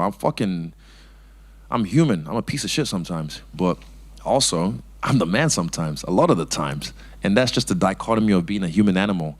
And people can't express that. People, especially online, you dumb fucks can't even understand because you just project your own shit onto me. And you think I will react the same way you'd react. Example, the loss. When I had it in New York, people were like, oh, he's gonna be fucking under a rock crying and cutting himself. But I was like, I'm outside. And they did not like that. They were like, fuck, we thought this would destroy him. But nah. What doesn't kill me makes me stronger. Israel, just to your left, over here. February of 2020, you spoke at the Halberg Awards after winning Sportsman of the Year. During that speech, you mentioned that New Zealand has the culture of tall poppy syndrome towards its athletes. You said, and I quote, "Understand this, if you see one of us shining, whether it be the netball team, the Black Caps, the Sailors, pump them up, embrace them, because if they win, we win. If I win, you win." Do you believe since that speech 3.5 years ago that attitude has changed or shifted at all towards yourself and other New Zealand sports athletes? No. I'm not going to change the world. Look, I'm not going to be the guy to change the world. But what I will do is influence my immediate circle, or those who come into my orbit, and try and like spark a mind or a few minds that will do the same. Like a network of change, and within a few generations that culture might change, but it hasn't changed. I don't think so. I don't like majorly it hasn't changed, but like I get a lot of support from the streets in NZ, bro. Like when I go get my beetroot in the morning, I get people like, "You're the man, bro." Like they'll toot at me, you know. Shout out to the NZ Warriors. They're about to whoop Sydney again, or is it Sydney this weekend? The Panthers, yeah, about to whoop them this weekend. Saws, not Saws, they're my boys. But yeah. They show me a lot of love. They invite me to their games, to their facility, and we, you know, they train with Kai and John Vake for their wrestling and their positioning when it comes to like being in the scrum. I know sports, but like, yeah, it's not changed heavily. But again, Rome wasn't built in a day. It's not going to change overnight. I think it's just ingrained in the culture where it's like people, like I said, people will see someone doing well and think that's taken away from me. I've never been that kind of person in my life. I've never been a hater. Like, you can see someone shining and be like, fuck, that's dope. I can't wait till it's my turn. That's me. When I see someone shining, I'm like, man, that's fucking awesome. I take inspiration from that, and I use it to fuel myself, add to my fuel, so it can power myself and propel myself to where I want to be. But most people don't. They see that and think like it takes away from them, and they start to like hate and, you know, bombastic side eye. You don't want that. You want to be a supporter. Like, trust me, you will feel better. You will feel better in your heart if you show love. It's nice to be nice. And I'm a dick sometimes, trust me. But again, I reflect whatever you give back to me. And just one last one. Considering all goes well Sunday against Sean, you're quite an active champion. You've been one of the most active champions in the UFC. The UFC 300's coming up first quarter of next year. Is that sort of an event that you would like your name a part of? Most likely. I'd love to headline that. But We'll see. Definitely, because I've watched UFC 100. That was Brock Lesnar versus Frank Mir. UFC 200. That was hold up. Fuck, it's coming to me. No, Mark Hunt was on that one. He fought Brock Lesnar as well. Did he? Yeah. Amanda Nunes, Miocic Tate. Who was the headline? Fuck. Nunes, Tate. It wasn't Misha Man. Yeah, that's where it was. That's right. Fuck. I knew it was a big fight. I was like, is it John? Yeah, and fought DC. That's right. Fuck. Oh man. So either way, I've been a fan of the sport for a long time, and UFC 300. I'm gonna touch that because I know I'm not gonna hit UFC 400. So I'm definitely gonna hit UFC 300. That's one I'm gonna be a part of, and Alex Volkanovski as well. I feel should be a part of. Even I'll co-headline for Alex Volkanovski. Like that's my dog, you know. But yeah, if he doesn't fight, then I'll headline it. And I'm sure there's other people as well. Conor will probably try and jump in there because he's a superstar. He'll just, you know, get whatever he wants. But yeah, we'll see. We'll see. I know we're just moments away, or hours away from the open workout. Stunner or rock bottom? What's the ultimate move that you like? I might just even do a Q&A and like let the fans talk shit, and I'll just talk shit. I just worked out before I came here. I'm kind of still perspiring. But yeah, I'm not open workout for me right now. I haven't done that in ages, and yeah, well, we'll see. We'll see what the crowd. Sometimes the crowd will just change my mind. I get there and I just feel the vibe, and I'm like, fuck it, let's go. But right now, I'm not really in the mood to do anything too flashy or too crazy. So, might just get Andre to hold the pads and just do some basic shit. And I'd rather just like show love to the fans, give a few giveaways, a few competitions. Who knows? Yeah, we'll see. We'll see. Well, by the time you get there, a couple of them might be in stretches because Sean Strickland's opened up his open workout to fans to potentially bring some gloves in. Now, it might not happen, but I don't think they tried to do it last time, but there was some insurance stuff. Who tried to do it last time? Jorge Masvidal, that's right. And they were like, this is good. We're gonna get sued. We're gonna get sued bad. But I mean, hey, that's his thing. So if he wants to, go ahead. Me, I'm just, I've already worked out today. If I do something, I do something. If I don't, Israel, just over here. You've spoken in the past about emulating that Son Goku spirit. At this point in your career, with so many title defenses and accolades, is your focus now on just fighting the best and securing your legacy as a martial artist who fought anyone and everyone? Yes. Yes, that's pretty much it. Excellent. And look, one last question for me. As the business side of mixed martial arts grows, do you think that the purity of the martial arts is getting lost at all? Not with guys like me, no. Not with guys like Alex Volkanovski, no. Yeah, this is a business, of course. We want to make some money, better our lives for our family and future families. But, you know, some people go overboard, cross the lines, and do all that kind of stuff. But,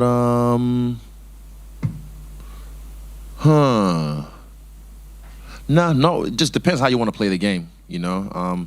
I'm a guy who's a martial artist. I show respect when I go to the gym. Me and my coaches, I show them the highest respect. You know, when I'm in there, I still bow before I leave the gym. When I enter the gym, I still bow. You know, I don't think it's lost with me. And also, I'm a guy. You watch me fight. It's art. It's beautiful. If that's what you like. If not, you can just say it's boring. It's dumb. It's stupid. And you can watch whoever else you want to watch. Yeah. But for me, martial arts is what I'm here for. And making money. Lots and lots and lots of money. Yeah. Kia ora, Izzy. In previous fights, over here, sorry. In previous fights, we've noticed you've had a bit of a mantra or a motto leading in that seems to motivate you. Like in the last fight, it was say less, do more. Mm-hmm. Did you have one for this fight that to help you, like, be that little flame that kept you going? And to second that, if you don't, does that mean you take the fight a little less seriously? Nah, not at all. Not at all. I was gonna write something in my mirror, and I was just waiting for it to come to me, but it never came. So I was like, it's okay. But I just knew, like I've said, that 1 + 1 is 2. I'm gonna knock out Sean Strickland. So I know I'm gonna finish him. I really want to I don't want to knock him out, if that makes sense. But like, it's just 1 + 1 is 2. And I'm gonna knock him out.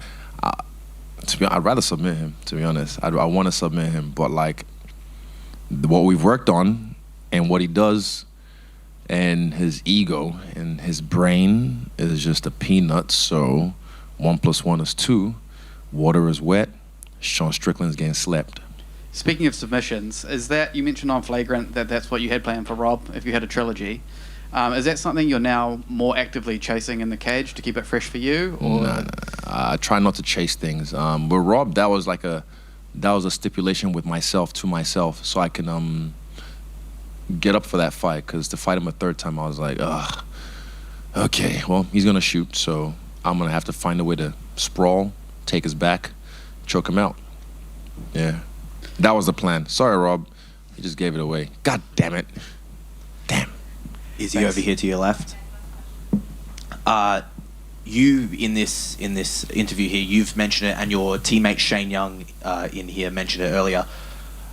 Comparing this fight to the Paulo Costa fight, what is it about this fight that draws that comparison? Is it the energy? What is it? The energy, and it's just like I said, deja vu. I said that in one of my posts this week. It just feels, it's like, again, I would make him cry like a baby.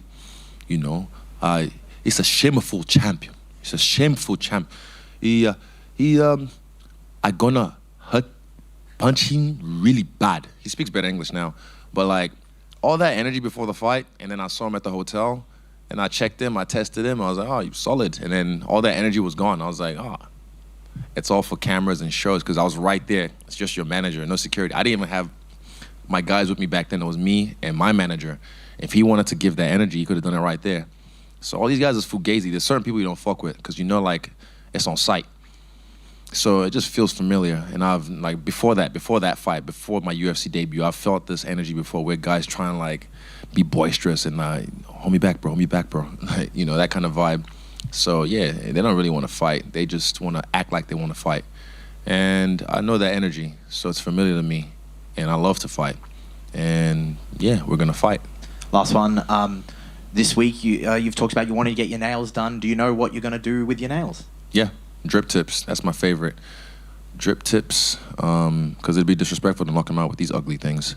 So, yeah, I'll do my toes as well in case I kick him in the face, which I will. So, I don't know if I'm going to paint them, but I'm just going to get them, like, pretty, because if they're not pretty, they're claws, and they'll cut his face. So, I'll make them pretty. Maybe put some sparkles on them. Yeah, put some sparkles on them. And again, this is the last time I did my thing was on an interview, and it's the same ones. I've just kind of like taken the gel off and stuff. Like this does not define me. I do this like once, maybe twice a year, but idiots want to like, that's him. He's pushing the agenda. He's this, he's that. But I'm like, you hone on one thing because you're an idiot. You have no capacity to actually broaden your mind and see things for what they are. Because you're an idiot, and that's why you're a fucking sheep, and that's why you get told what to do, and you listen to whatever the fuck they tell you, because you're a fucking sheep. That's why. And yeah, I'm not the kind of person that you can put in a box. People have tried, but I live like there is no box, and that's why you belong in the fucking box, you sheep. Thank you very much. Easy. Any other questions? Yeah, Penina. Sorry, Vicky. Sorry. One more from Penina. It's Tongan Language Week in New Zealand, and I was wondering if any of the Tongan guys that you train with or that you roll with have taught you any words or phrases. Way before that, I already knew all the bad Tongan words, and I will not say them here. But I'll just say ofatu, all my tokos. Mwah. Spread love. That's what a real mob do.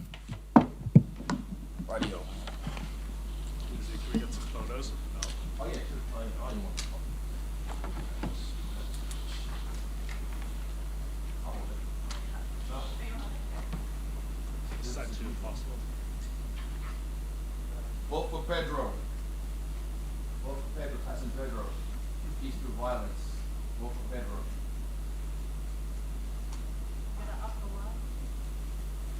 Did you know he was a neo-Nazi? I had no idea. I really want to hold it on that, but I'm kind of like, I don't like to create the vibe. And I feel like he's probably learned from that, but that's a weird one. I was like, damn. This guy wants to talk about me being Chinese and all this shit, but I can just say, you're a fucking ridiculous bitch. But, hey, I'm not going to sink that low unless I'm in a limbo.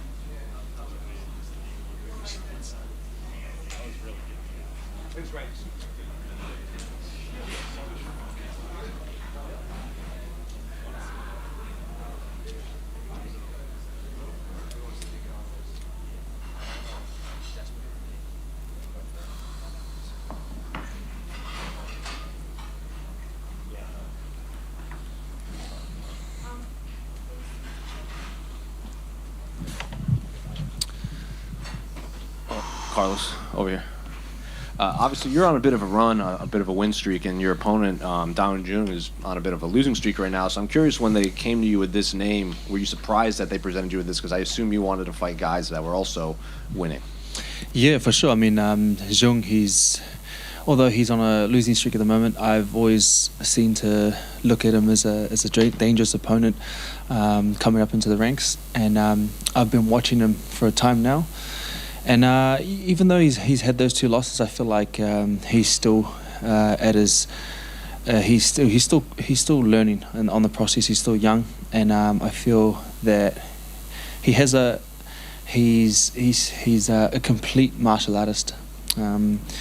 So I won't be looking past that, and I feel like it's going to be either a bloody war or an easy night in the office for me. So I'm prepared for anything with Jung. So prepared myself pretty well for this camp, and I think it's going to be a good show for us. When you say you've been watching him, was that because you thought maybe down the road you guys would be matched up, or did you watch maybe because you guys have similar opponents?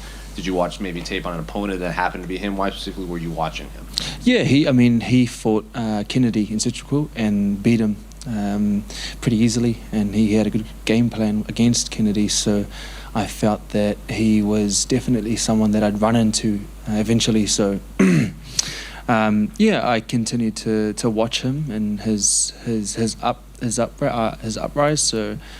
And now here we are, man. I think it was just a matter of time. So, yeah. And you're the featured prelim, so you're the last fight on ESPN before the pay-per-view. Do you like that spot that you're going to be maybe more eyes on you all around the world and you lead into the pay-per-view? Yes, it is good. It's in a good place. I guess it's the main event for the prelims, and I think it's just the starter for the main card. So. Yeah, I've fought on the first. I've been the first fighter of the first card. I think in New York it was. So I've been there before, and I feel like it's very soon we're going to be climbing the ranks and jumping into the top 15 soon. So. And when Israel was coming up, he wouldn't look too far ahead, but he would always have names when he got to a certain point. Like when I beat Marvin Vittori, I'm going to call out this guy, and then when I beat this guy, I'm going to call out this guy. Are you in the same mindset, or do you just wait for the UFC to come to you with names? Yeah, I mean, I've like I said, I've done my study on the division, and I think that's the way to go about it. But you just have to keep an eye on your division and watch all the fights and make sure that you keep on top of it. Who's going where and who's winning and who's losing and who's got the momentum. So I feel like I'm in the right place at the right time, and I think that I finish this fight and I get this fight out the way. We're going places. So yeah. Final one for me. What was it like peaking with all your teammates at CKB before this fight? I think it's 6 fighters on this card, which I don't. No one's confirmed it yet, but we all assume that's a record for most fighters. I feel like it is. Yeah, I think it is actually. From what I know as well. Yeah, I feel like we're all hot at the moment. We're beaming, like you said, and we're on fire. Today, just watching a lot of the boys train, and everyone seems to be on point, focused, and ready for this weekend. So we feel like we're at home. Australia's home for us, closer to home. We've got a lot of family and friends here who have travelled from overseas, and we've got family here as well. So this is home for us, and yeah, it's time for us to shine in front of our family and friends. This is our backyard, so we're here to defend it. Thank you. Kia ora, Carlos. Kia ora, brother. First, I want to ask about the hair. Who inspired that, Charlie Olives or Dan Hooker? Dan Hooker for sure. But yeah, I told Dan as he dyed his hair before his fight, I said that I was gonna dye it. I didn't do it, but it's just because I couldn't get around to doing it. But yeah, it was definitely Dan. I told him that I'd get it done anyway. Do you think it's going to be pink by the end of the fight? It'll be pink, but hopefully not. I just want to get the fight over and done with really quickly in the fashion that I do it. And yeah, we'll see. Maybe I'll chop it all off before the fight. I could be wrong about this fact, but I think there's 4 active Samoan fighters on the roster, and all 4 of you are on this card. Yep. What does it mean to you to be representing your Samoan heritage, and what it could mean to all the Samoan kids around the rest of the world? Like, oh, there's someone like me doing this, I can be like that. Yeah, it's massive. I mean, we've got the 4 of us that are on the card, Samoans, representing our culture, and it means a lot. We've had many other Samoans come out through the combat sport and represent, and now here we are on the UFC stage representing Samoa. So yeah, I think what I see is a flood of Samoan flags come Sunday afternoon. So yeah, man, it's going to be a good time for us to represent our culture. Thank you. You're welcome. Carlos, Alex from the stands here. You know, your opponent, whilst coming off 2 losses, he has, a lot of finishes and usually comes out quite hard in his fights. Are you expecting him to come at you kind of hard and early, because you are such a name here in Australia? Are you expecting that sort of fast start from him? Yeah, I've anticipated anything, and I've prepared myself for anything. He is, like I said, he is a all-rounded fighter. He's complete, and I think with the 2 losses that he's got, he may have some urge to want to get the win in some fashion as well. And for him to get that win over someone like myself would be really good for him. But again, I've prepared for everything and anything. And even if we go to the ground, we might have to do something like that. But I feel like I'm too fast. Carlos, there's a light heavyweight title fight being rumoured for later this year with Alex Pereira and Yuri Prochazka. I just want to get your take on who you think wins that fight. That's a big one. I've always looked at Yuri as a strong opponent for the future for myself, and he's grown massively. He's got a very good, strong head on him. So I feel like he's got a extensive background in his martial arts. So he's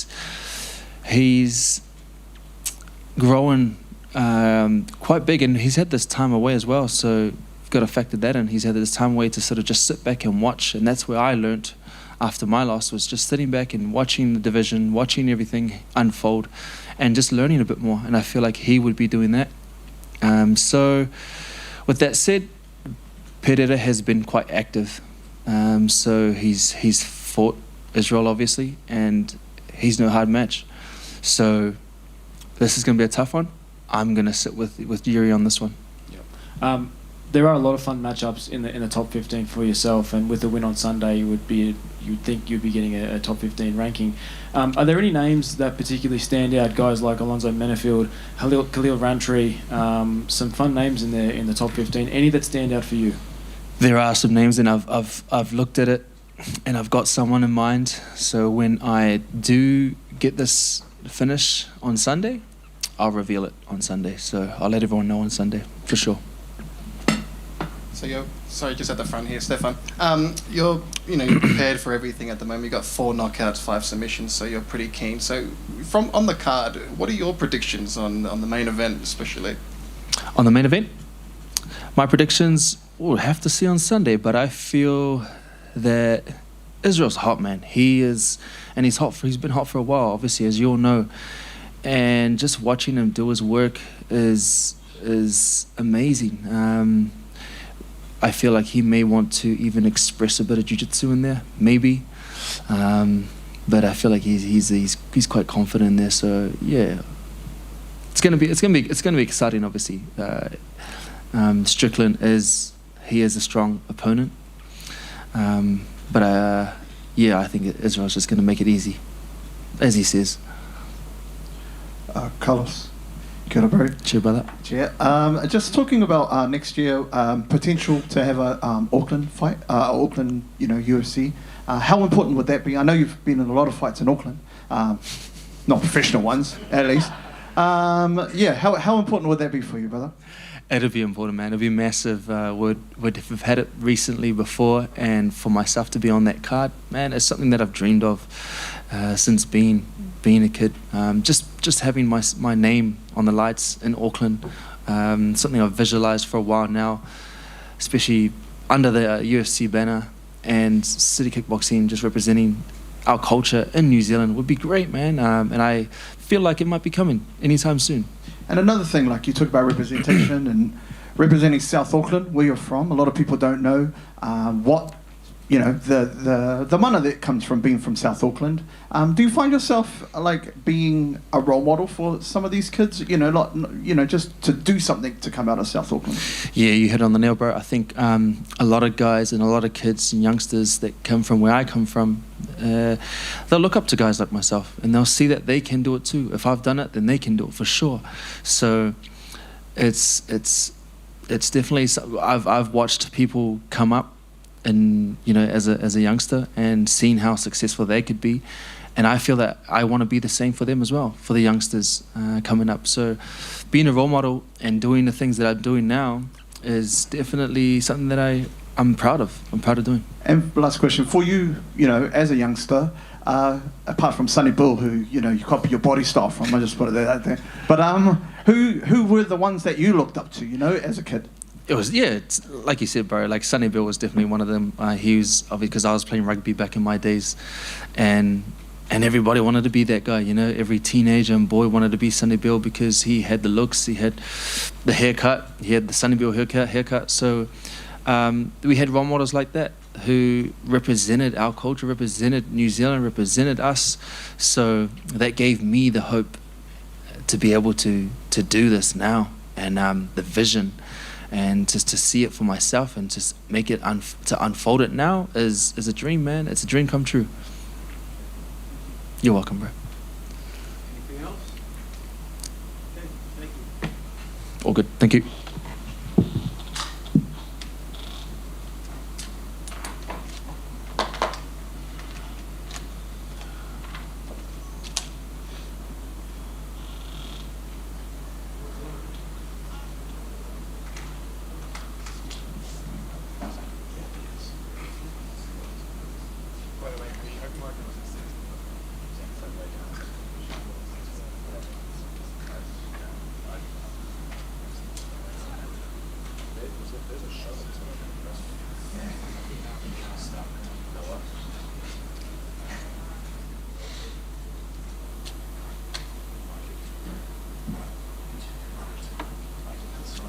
What is one here? I don't know. It's alright, I can share.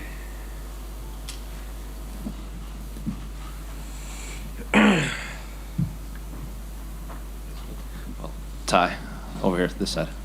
I feel like when they announced this card was coming to Sydney, you seem to be the name that everyone assumed would be near the top of this card. So I guess what does it feel like now that you're only a few days away from fighting and you might have the biggest pop of the entire night? The biggest what? The biggest ovation. That'd be cool. Nah, pumped. It's been 6 years since I fought in Sydney, my debut. Camp's been awesome. I've trained in Sydney, trained at home, Zoo Fitness. It's been awesome. I'm pumped. Just ready to get out there, put a show on for the Aussies and get this party going. Have you had to do any more media, considering like I said, a lot of people just assume you're the face of this Sydney MMA area, and like when we did the ceremony yesterday, you had your own scrum because they called you over to do that. Did you have any more obligations as compared to previous fights? I don't know. All the cameras want to see my ugly head, not just here in Australia, everywhere. It's all right. Historically, in the past, like when you fought Stefan Struve, you've done very well against tall, lanky opponents. So, what do you make of Alexander Volkov as an opponent? I think it's going to be I think he's a great opponent. I think it's going to be a great fight.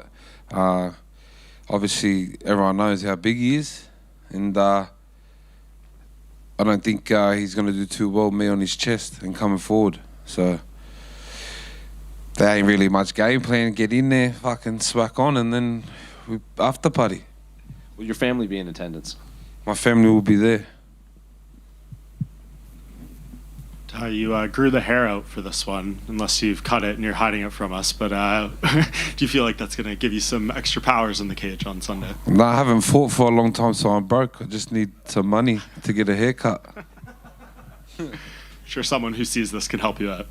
Well, hopefully Sunday, and then Monday I might get a haircut. Tai over here. This week there's been a lot of stuff online, cameras following you around talking about what it means not to just be back in Sydney, but also kind of so close to Western Sydney. What does it mean to be fighting on such a high level card so close to where you grew up? It means a lot. It's going to be awesome. It means good. Fucking mad. How was it to go? I'm not sure how often, if you still live in Western Sydney, how often you get to go back kind of to the area. How was it to be back? I live in the area. Everyone knows where I live. I'm still there. Probably always will be. It's great to be home. Good to be doing, daddy things with my son, and it's. I feel refreshed. I feel good. Usually by now I'm like, fuck this, let's just fight. But I feel good. I feel really good.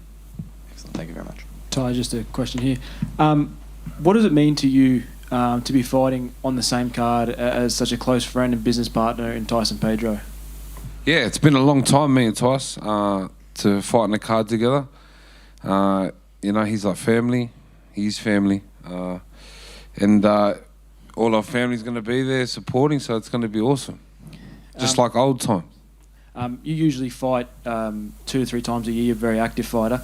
This is the first time that we'll be seeing you for 2023. Was there any particular reason why you hadn't taken it or hadn't fought any earlier?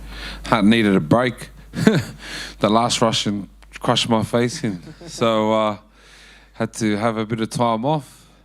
I miss my family. I miss home. I'm not from much, So family and the area means a lot to me. So I needed home. I needed to go home.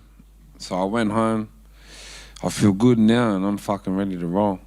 Last one from me.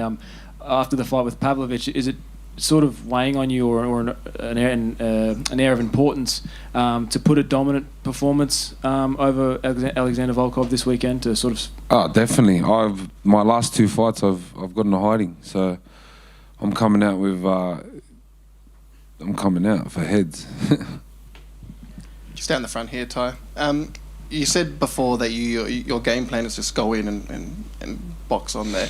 What do you see in terms of the future after this fight? Where do you think you're planning on going? Well, first I'll be going to the World of Entertainment, Penrith Panthers, for the after party.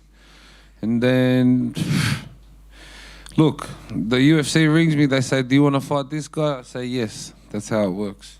So the after party will be quite a big lot of shoeies? Western Sydney, get ready. And just one more for me. With the main event, what are you predicting how that's going to turn out? Death by Israel. Amazing. Tai, just over here. So over here on your left. Oh, yeah. So obviously, Get them. obviously Alex Volkov, he presents a lot of problems both in his physicality, his height, his reach, but as well as his skill set. But does that excite you as an opponent, to be able to see how far you've come in your career that now, you're fighting these top tier heavyweights? Yeah, that's my aim. If I want to fight, I want to fight the best. And I fought the best, got a hide in the last two. But I'm number 5 or whatever it is now, so there ain't no easy fights up here, and I ain't looking for any easy fights. They offered me Volkov, and I said yes. And I think it's going to be a great matchup. If it's not going to be boring, we're not going to fucking be cuddling each other the whole 25 minutes or whatever it is. Oh, how many? I was about to say that's ages. Well, 5 minutes, the whole 5 minutes, So. For sure. And look, last one from me. Your career got off to a really, explosive and quick start, some dominant finishes and a lot of fights back to back. Do you think that period where you sort of step back and slowed down a bit, when you got that work in with DC over at AKA, do you think that was sort of crucial for the development of your career to just be able to step back, slow down and focus on developing a little bit? Well, I think the fighter I am today is very different to the fighter I was on that losing streak, to this losing streak. But yeah, fuck, let's go. G'day, Tai. So you're fighting at home. Does that mean you get to stay at home, or does UFC make you stay at the fighter hotel? I've actually been staying down the road near the beach in Bronte. We don't stick out down there, but it's a nice place. We fit in. And you're one of 5 Samoans in the UFC, and there's 4 of you fighting on Sunday. What does it mean to you to be representing your culture on a massive platform like the UFC? Very proud. I always represent where I'm from and who I am, and to do it with my usos is very important and very good for a little small island of Samoa. And I know you probably shouldn't look past events, but Saturday night, have you figured out how you're going to grieve when the Panthers lose to the Warriors? I've got 1,000 on it that you'll be grieving. Hey, up the wires, mate. 1,000 says you won't. 1,000? I don't have that kind of money. Oh, well then. Well then, why? No. Do you reckon he's will win? Yeah, mate. Come on, man. I'll wipe your tears away at the after party. Wipe my ass.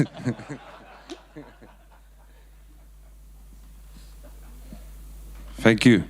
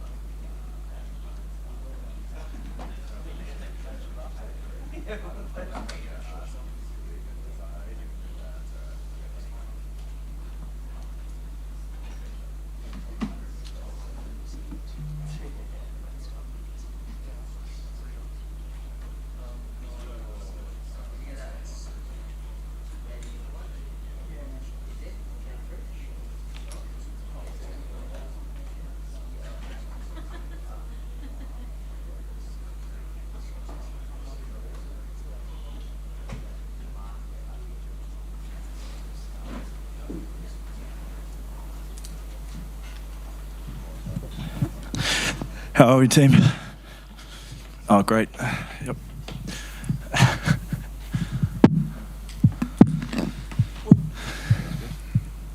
All right, well, Tyson, over here, outside. Yes, sir. Obviously, the story before a couple of fights ago was you ended your long layoff because of injuries and everything, and now you've been fairly active since returning. So I guess, what are the emotions now, just a few days removed from fighting here in Sydney?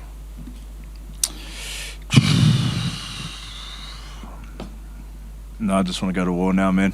I want to get this over and done with. It's been a long camp. I just want to punch on, honestly. So extreme violence and shock and awe. I just want to put on a good show for Sydney. I feel like I was lackluster last one after obviously being sick, so I want to come in and punch this swear word guy's face off. When you say it was a long camp, was that just, did you put that on yourself to like go harder, or was there anything difficult in camp, or what exactly do you mean by that? Yeah, man, all the, like, obviously I got a bit of hate after the last one. A lot of gambling addicts lost some money on me. So, you know, got screenshotted some of their negative comments, and that gave me some drive, and I was straight back into camp after I got better, and probably my longest pre-camp, and then I went into 9 weeks of camp now at City Kickboxing, so I miss my family, and this motherfucker's been keeping me away from my family, so... I was going to ask that, like, in the past we've seen fighters, they have this grudge against their opponent because they're the reason that they go to see their kids and their families and everything. Are you one of those types of fighters? Yeah, that's me. So I guess when they presented you Anton Turkalj, what did you think of the name, or did it even matter who they gave you? You know what's cool? Like, I like fighting people from all around the world. It's like my sort of way of going, like, yeah, I get to like go around the world, like conquering shit. Like, you know what I mean? Like, I fought Brazilians, Americans. Like, you go around the world and you just fight all these different nationalities. That's like my way of going to war around the world. So Swedish was a good one to add to the list. Is it Swedish or Swiss? He's Swiss something. He's Swiss. Swiss or Swedes. Yeah. Those are good too. Yeah. What do you think of his nickname, the Pleasure Man? Yeah, that fucked. Oh, I'm sorry. That one caught me off guard. It was like when because it's like I can't remember what I was thinking about, but it was like, you know when Mike Tyson said what is it called when like violence gets your dick hard? I was like, you don't want to fight someone who's getting their dick hard when they're fighting, so I don't want to be fighting the Pleasure Man. Like, what's going on here? So I was like, maybe we should just like look into the nickname. I don't know what that's about, but yeah, no pleasuring, please, in the octagon. Afterwards, maybe. No, it's okay. Then last one for me. Israel is in here. He's wearing your shirt. It said vote for Tyson Pedro. How'd you pull that off? Getting sponsorship? Bro, it cost me a bit. We're gonna try and get the Drink West one on it. Nah, of course not. That's my brother, bro. He chucked it on me. So he always supports me, bro. Like we've been pretty tight this camp. So my man, I didn't know he was around my shirt. That was nice of him. Did your team have to jump through any hoops to get the vote for Tyson Pedro font and everything? Because that is used in a movie. The vote for Pedro. Oh, is it? Yeah. No, I didn't know. Don't sue me, please.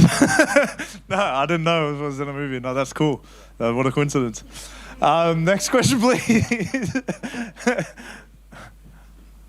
G'day, Tyson. Hi, sir. You're fighting at home. Does that mean you get to stay at home, or do you separate yourself from your family as you're focusing on the fight and then family times afterwards? My daughter was the one that gave me gastro last fight, so they're not seeing me. They're far away from me this one. My wife tried to come up and visit me. No deal.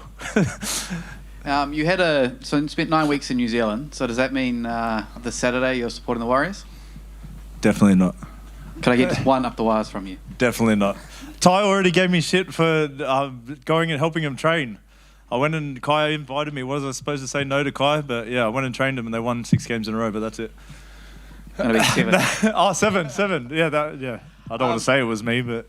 You know. And you're one of 5 active Samoan UFC fighters, and there's 4 of you fighting on this card. Crazy. What does it mean to you to be, and all of you to be representing your culture on such a massive stage?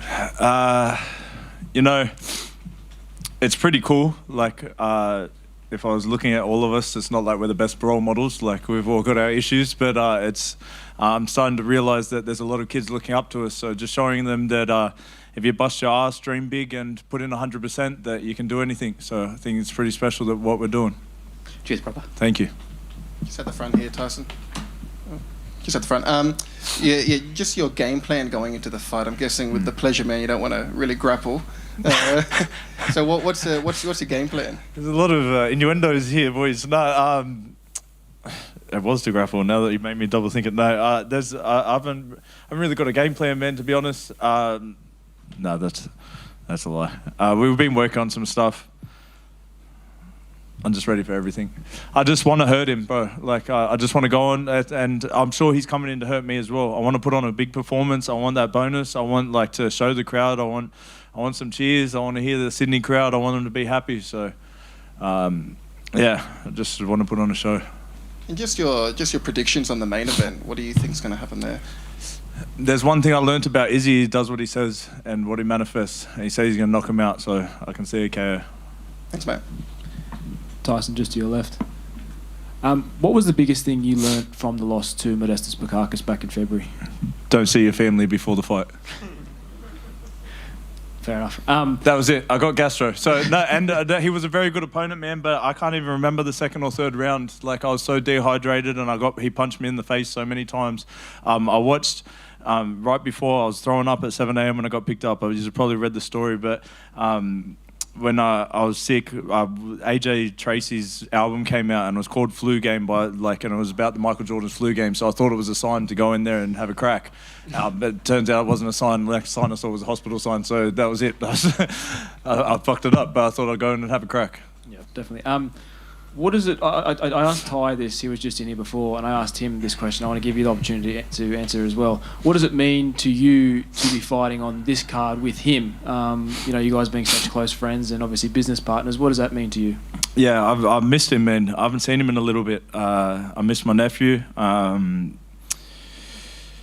I try not to think about it too much, fighting on the same card, because it stresses me out watching him more than my actually fighting. So it's very exciting. I'm hoping we can do what we did on Perth, because that was one of the most... I was just ecstatic when we both won, man. So if we can do something like that again, hopefully not the after party shenanigans though, because it got a bit out of hand afterwards. Thanks, Tyson. Appreciate it. Tyson, back left. Yeah. What do you think would be bigger for Western Sydney? The Panthers winning 3 in a row, or you and Ty winning on the same card? Nah, it'll be Panthers, because me and Ty will be there as well. So it'll be the Panthers winning for sure. But it's the whole community gets behind that team, and they play all year round. Me and Ty only fight maybe three times a year. So yeah, it's just cool what we're all doing for the area. I think we're just showing a bunch of kids that you can do something. Yeah, I was going to say, like, someone who grew up in Western Sydney, we didn't have many role models growing up, so... And that's why I don't think that me and Ty are role models. But, I have spoken to Ty about this, before, and just said that there are people watching us now, there are kids watching us. Even if we don't want to be, we are. So we have to try and be better. Well, there's a generation of kids doing, maybe Coke out of shoes.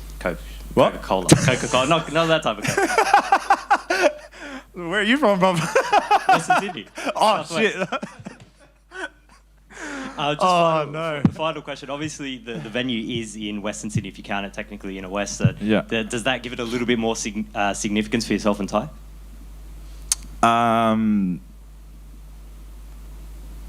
Maybe I can't speak for Ty. I'm just happy to be fighting in Sydney. I haven't fought in Sydney since St Mary's Band Club, so I think it's a really cool. It's got a bit of nostalgia coming back. It's obviously a little bit different than the Band Club, but I'm excited to be back in Sydney. No, thank you. Thank you for representing the West as well. Thank you, my brother. Tyson, just over here. Look, obviously, your opponent is a fighter who likes to start quick, start early, and get a finish, early in the fight. Considering the name you have in the sport, and considering that this is on home soil, are you expecting him to follow suit and really go after you hard in that first round? Yeah, I assume so. I'm sure he's gonna try and finish me off quick. Classic pleasure man. But I hope it's a good scrap, because I like to finish guys off quick as well. So if I can finish the pleasure man off quick, who knows what can happen. But I don't know. I think because of that, it's going to be a good fight though. He's a very well-rounded mixed martial artist, although he's lost his last 2 fights. I'm watching him. He does everything right. Maybe just hasn't gotten off on the scorecard. So I think it has the there's the ability there to be a very good fight. Thanks. Man, I'm going to go viral with a bunch of, finishing off guys. Oh, no, here we go. Hectic. Tyson, just over here. You've already kind of touched on it a little bit, but the last time it's not what I meant. The last time you were in Australia, you're doing some interviews, and you said you're not interested in being a role model. You're not looking to be a role model. Has your attitude towards that changed at all? Yeah, it did. This fight camp. It's crazy. Crazy how quickly stuff can change and you just grow as a person. A couple guys from City Kickboxing that I wasn't expecting to say it came up and just... I'm going to get a bit emotional saying it. Yeah, they just said some stuff, that made me rethink my position on that. Awesome. Thank you very much. Thank you. Tyson, just over here, just to your left. The other left. Right there. I know you hear my voice. Brother, you set me up with that one. My left's over there. Oh, sorry. Hey, my left, all right? Serious question. You've worked on quite a lot of ground game. Would you rather finish the pleasure man on the top or the bottom? It's up to you, bro. Thoughts? Any particular... You're an asshole, eh? Any particular position you'd like to finish him off in? No arm triangle. No, brother. I'm not even answering that. I'm not giving it to you. I'm not giving it to you. But peel back the layers, brother, and we're good. Yeah. You're an asshole. Hey Tyson, just out of curiosity, what you mentioned before about like it's fascinating how your mentality changed about being a role model. What exactly was said to you? Like, I knew you were going to ask. You could see that it was getting to me. I knew you weren't going to let it slide. It's the most interesting part, man. No, I would rather not say because it was a pretty personal situation. There was someone who'd passed away had said that they looked up to me, and it just got to me. I'm trying not to let it get to me right now. I'll leave it alone then. Thank you.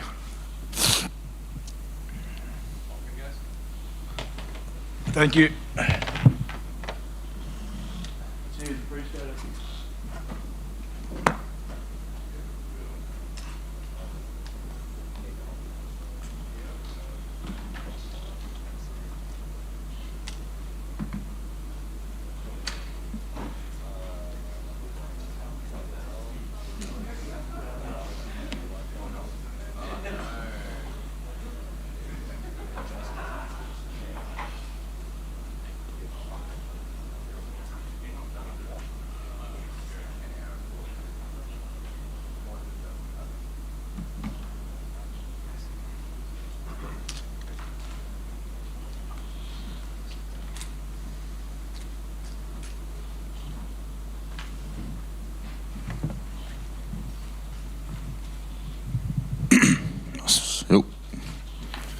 Bart.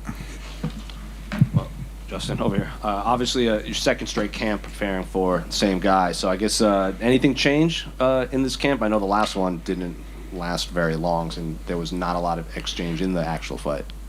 No, actually, this was probably like my actual camp. My last fight, I was bedridden for like 5 weeks, so I still soldiered on and made it to the fight. So it's kind of a blessing in disguise, I guess.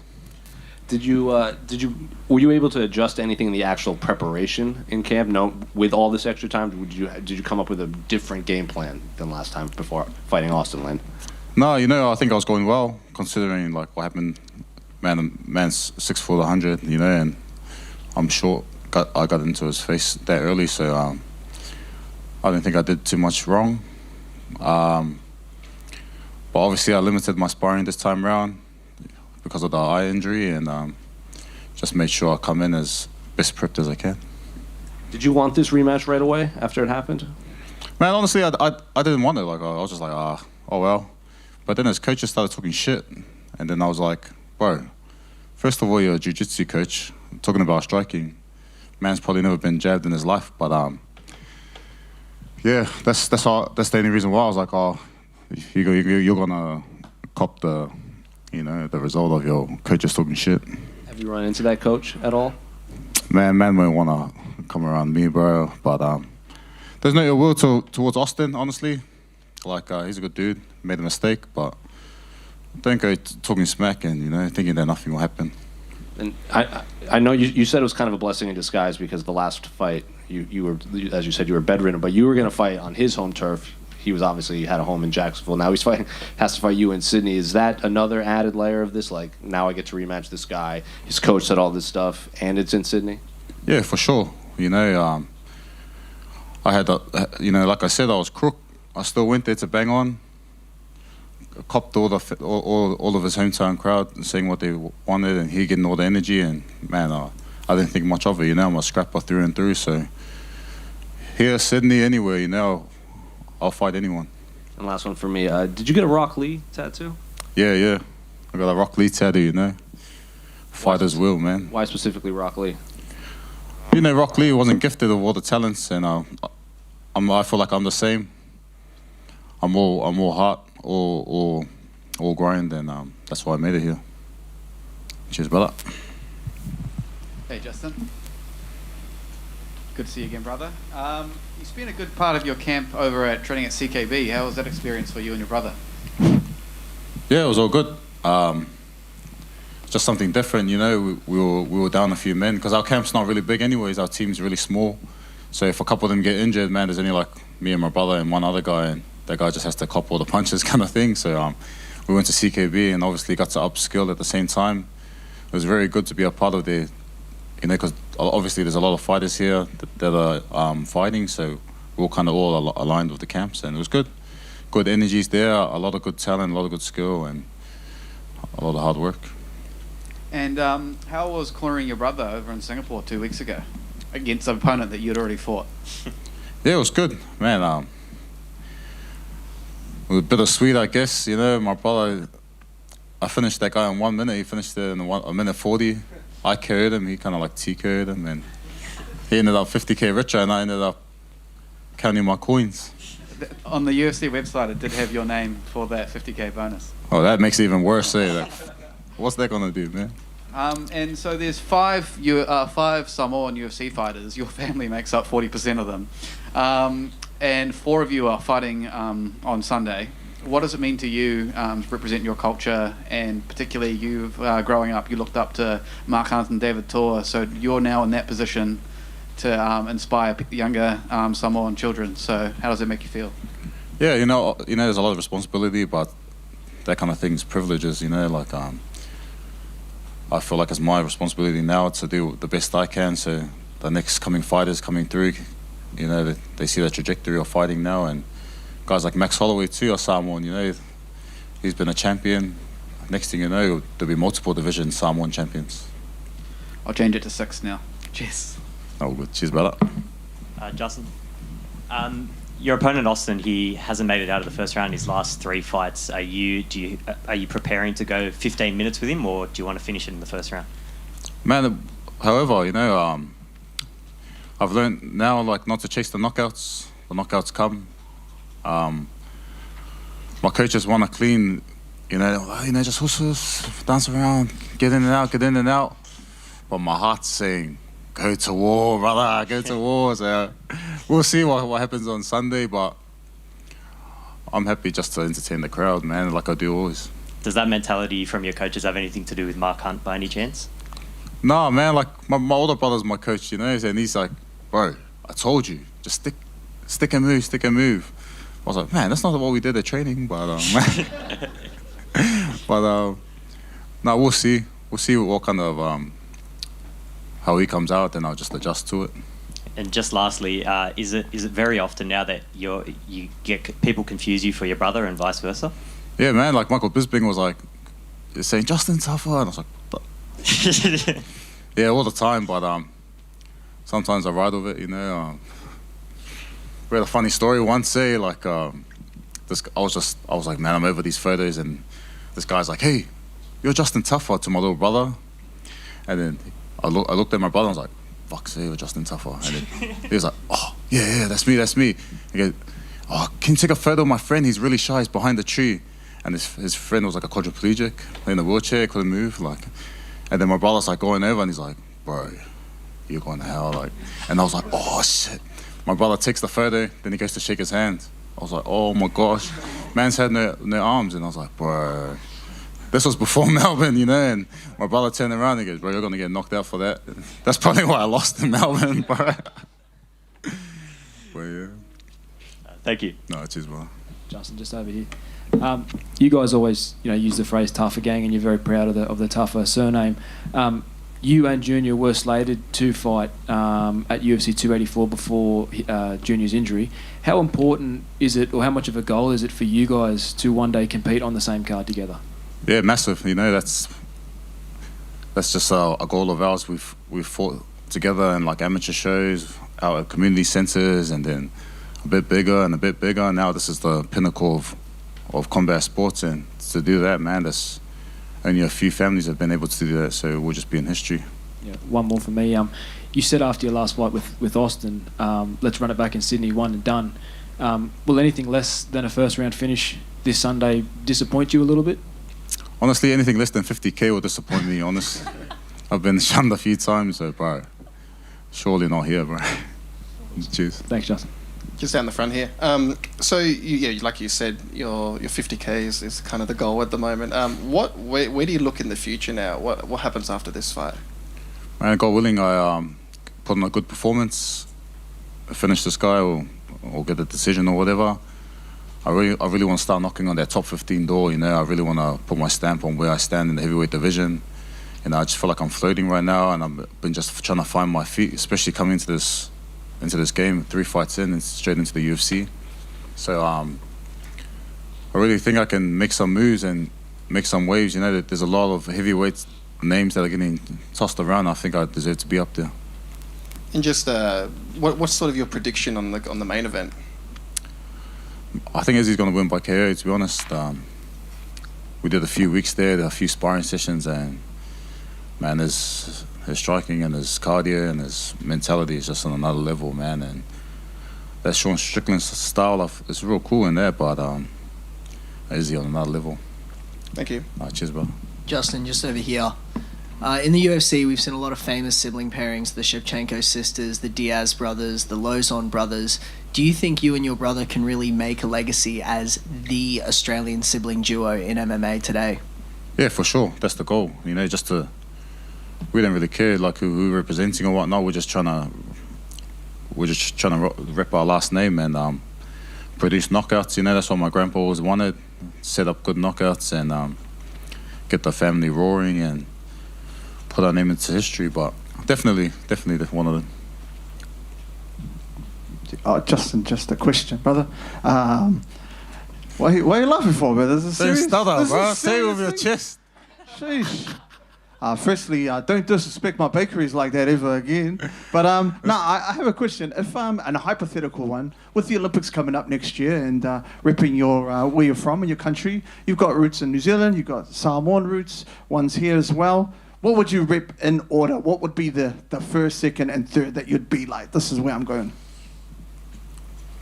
Man, whoever gives me the most funding. Nah. Well, it's not New Zealand, I'll tell you that much. No, man, I'll always represent Samoa first. You know, we're a minority in this world. Man, there's only like a couple 100,000 people, so why not try to put them on the map? You've seen what they did with rugby league and Tour Samoa, man, parades everywhere. That's a goal of mine, to have parades there while we're knocking heads, and then New Zealand and then Australia. There we go. You heard it here, everybody. He said Australia's last. Just going to put that out there. Hey, Justin. You shared the post about the Batuta advocate nicknaming this the ultimate fussy compilation. Yep. Who would you say, and you've trained with most of the Samoan guys that are on this card, who would you say fussy's the hardest? Honestly, I think Carlos too. Man, he's for a pretty boy, man, he hits pretty hard. So, yeah, I'll say Carlos. Sure. Nah, thanks. Easy.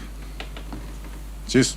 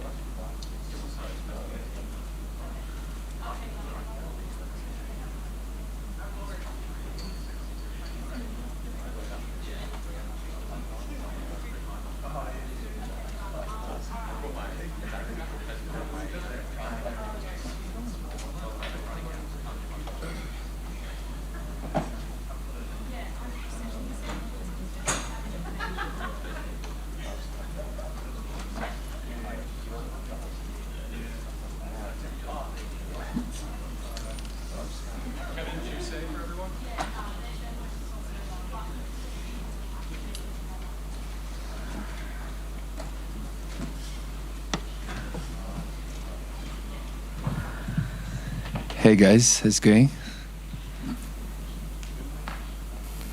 Kevin, obviously you've been around fight weeks a lot, but this is your first fight week where you're the one that's fighting on this weekend. So I guess, how's your first UFC fight week been compared to what you experienced when you were here as like a training partner or just a teammate? Yeah, it's very similar. The only difference up to now is they put some makeup on my face. Otherwise, that's been the same thing already. So yeah, more medias obviously, but yeah, I was expecting it. So yeah, that's so good. And we don't often see a person making their debut at media days or on the embeddeds or everything like that. So why do you think the UFC is targeting you so much in all of these media obligations and everything? Couple of things. I would say, first off, I'm lucky to come from a gym where there's big names, and that helps me because that's probably one of the main reasons why I'm fighting on a pay-per-view right away. That helps a lot. And I guess they've seen my fights in the past and they know how exciting I can be when I fight, and that's definitely the things UFC looks for. So yeah, I guess that's the two reasons. And have your teammates given you any advice ahead of your UFC debut in terms of like preparation or what to take in and how to experience your first fight week? No, not really. I think they all know I'm quite professional the way I approach the game and the sport, you know. And yeah, again, like I've been around them for a few years now, so I've seen those times many times, and I think that's the same thing. So I just need to stay focused on the goal, winning the fight, and that's it. Was it important to be on this card with all of your teammates, or did you want to be on that Paris card at all? That's a tricky question. Both options were great, to be honest. Paris would have been great because obviously the crowd, from what I've seen last week, it seemed insane, you know. And I've never fought back home, so that would have been great. But at the same time, fighting here in Australia, having all of my teammates, all my friends, all my team around me, having only to fly 3 hours instead of 30 hours, that's a big thing for the UFC debut, you know. And that's a pay-per-view, so for a first fight, I guess it couldn't be any better. And I do have to ask, the UFC, they're just getting into Paris. Last year was their first time on French soil. So I guess, what do you make of the landscape of mixed martial arts in France? Is it still coming up? Is it still new? And how do the French people view it? French people have always been great in martial arts. The thing is that's all about opportunities. Yeah. If you don't get the opportunity to show yourself and show how good you are, nobody knows about it. But for everyone who's been in France training over there, like there is very, very good people training and competing out of France. And now I really believe that's a beginning. And within the next 3 to 5 years, I'm sure there will be plenty of French fighters on the UFC roster. Kevin, a lot of us here in Australia assume that when you won the Hex middleweight title back in May, that you would probably be getting a shot at the UFC. But for you, what was that initial feeling like, being told that you were being signed and were going to be, debuting on this card? Yeah, it was a good feeling, but at the same time, you know, I've been working on it for a few years now. That's not like I didn't expect it or anything. I knew it was going to happen eventually. I didn't know when, but I just think the timing is perfect, you know. I feel ready physically, mentally, and I just think the timing is perfect. And yes, I'm excited for this weekend. What are your thoughts on Australian MMA? Obviously, you competed in Eternal and Hex as well. What are your thoughts on the Australian MMA scene at the moment? Obviously, you know, being a Hex double champion was a massive thing. Now you're signed to the UFC, so you know you've been in the Australian circuit for a number of years now and seen the progression of it. How do you view the Australian scene for mixed martial arts at the moment? Yeah, I think it's great. Like something, Australia and New Zealand is growing. You watched a few years ago, not many people knew about it, and now that's crazy. We have so many high-level fighters coming on from this part of the world, including 2 champions, which is quite insane. And I'm sure that's growing and growing, and same thing, within the next few years, we'll have even more people coming from this part of the world. Yep. Your opponent, he also took a sort of a long road to get here. I think he's around the same age as you. What are your thoughts on him? What do you know about his game? And how are you looking to finish this fight and make your debut? Well, I've seen a couple of his fights on YouTube, obviously. But yeah, just he seems to be an aggressive striker.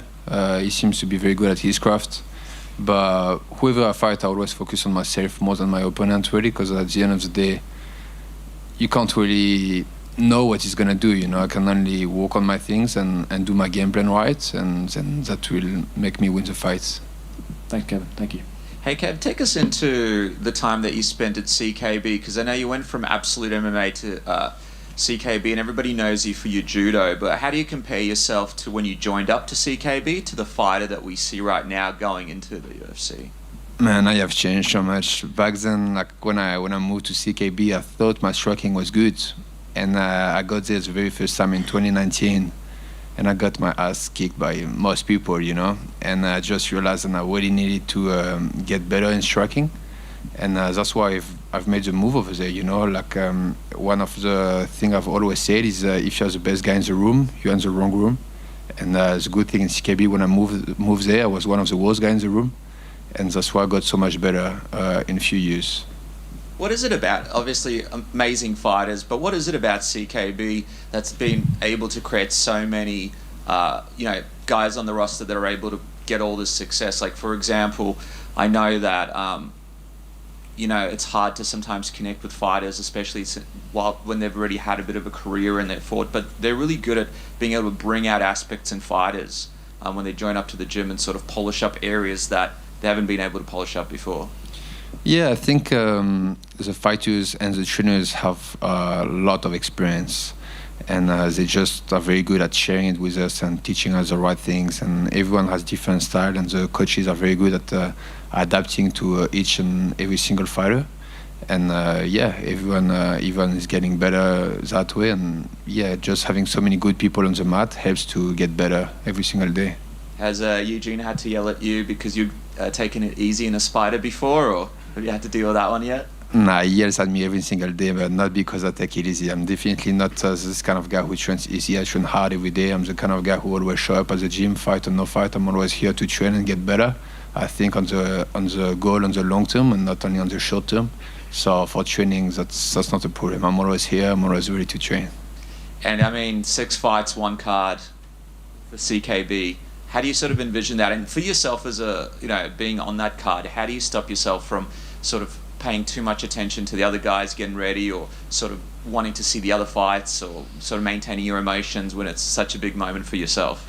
So that's why I'm so lucky I'm the first fight of the night. So at least it makes it easier for me. You know, I'm going to be the first one to get the win for the team and make sure the team is on a good roll. And then I will be able to enjoy my mates fighting and just watch them. And yeah, that's going to be much more enjoyable for me than for the other guys, I guess. Kevin, just over here, man. I think it was in Freestyle Bender. There was like a behind the scenes where it showed like the moment you found out that you were in the UFC. You kind of joked like that you were asking Huge like 2,000 times. What was that back and forth like asking him, hey man, am I in, am I in, am I in? You would have been so anxious by the end of it, I imagine. Yeah, man. After I won my last fight for the Hex welterweight title and I became the first 2-division champion on Hex, so first time in Australia, I got the pretty much. I thought that was gonna happen sooner than later, but that didn't happen immediately. So it started to kind of stress me out, you know, because I'm like, damn, I've done everything. I showed everyone that I'm the best welterweight and middleweight out of this country, and I still didn't get the call. So if it doesn't happen now, when is it gonna happen? Is it even gonna happen? You know. And but I stayed ready. But yeah, as I said in the video, I asked him a lot of times, many times. But and he was like, "Yeah, stay ready, don't worry. That's probably gonna happen. Stay ready, stay ready." And it did happen. So now it's all on me to show why they've done the right choice of calling me. Is it almost a better scenario that this is the car that you're making your debut on, as opposed to maybe earlier? Yeah, I guess so. Because sometimes when you really want something, it just makes you better, you know. So I could have got it earlier maybe, but now I'm more ready than I was last month or 2 months ago or 3 months ago. So yeah, it's better now. It's interesting because you say that when you started at CKB, you were the worst guy in the room. And I think it was in that video or in his movie, I'm not sure, but Huge was saying like you had a really dominant sparring day against Israel. You know, and I know sparring's up and down kind of thing, but like, what do those days do for you when you've got the middleweight champion and you're able to be competitive with a guy, you know, that special? Yeah, man, that's as you say, that's sparring. You know, one day someone wins, the other day that's the other guy. At the end of the day, it doesn't matter. We're only sparring and helping each other to get better and winning our fights. The main thing is all of us win on fight nights. That's what really matters. But yeah, like training with the best guys in the world helps you to realize how good you are or how bad you are, really. You know, and I'm lucky enough to have some of the best fighters in the world to train on a daily basis. And that's one of the reasons why I know I've been ready for a long time. Thanks, man. Thank you. Kevin, just over here. Obviously now after training with Israel for some time, I was just wondering if you could give us a prediction for the main event, and if you see a finish, which round is it going to happen in? I definitely see a finish from Is. I think he will finish him in the second or third round. Kev, we've heard so much about, you know, Eugene telling you you're in the UFC, but have you spoken to matchmakers or Dana yet? Have, like, you had those conversations? No, not yet. Ash and Huge did the work for me, and I'm sure I get the opportunity to see them on Fight Night. I'm not too sure who is coming, but I guess all 3-4 of them. So let's see, but I'm sure I get the opportunity to meet them. I'm looking forward to it, but I didn't get to meet them just yet. Were you able to get some of your family down for the fight? Yeah, man, I'm actually very happy. I got my mom and my siblings coming over, so that's a long way to come, but you know, that's memories and they will remember forever. So yeah, I'm very grateful they are coming. They should be there by tomorrow now. So yeah, and I haven't seen them in a while too, so yeah, I'm looking forward to share this moment with them and yeah, go on holidays with them afterwards to celebrate. That's it. Yeah, thank you. Thank you.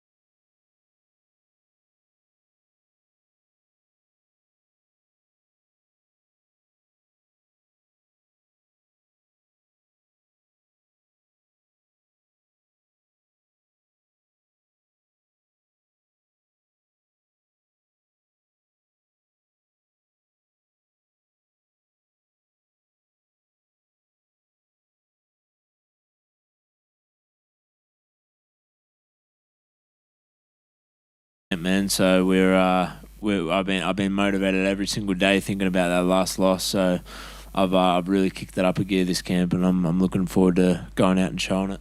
Have your coaches had to pull you back a little bit at all, because they don't want you to maybe overtrain or kind of push too hard, trying to erase the memories of the last fight?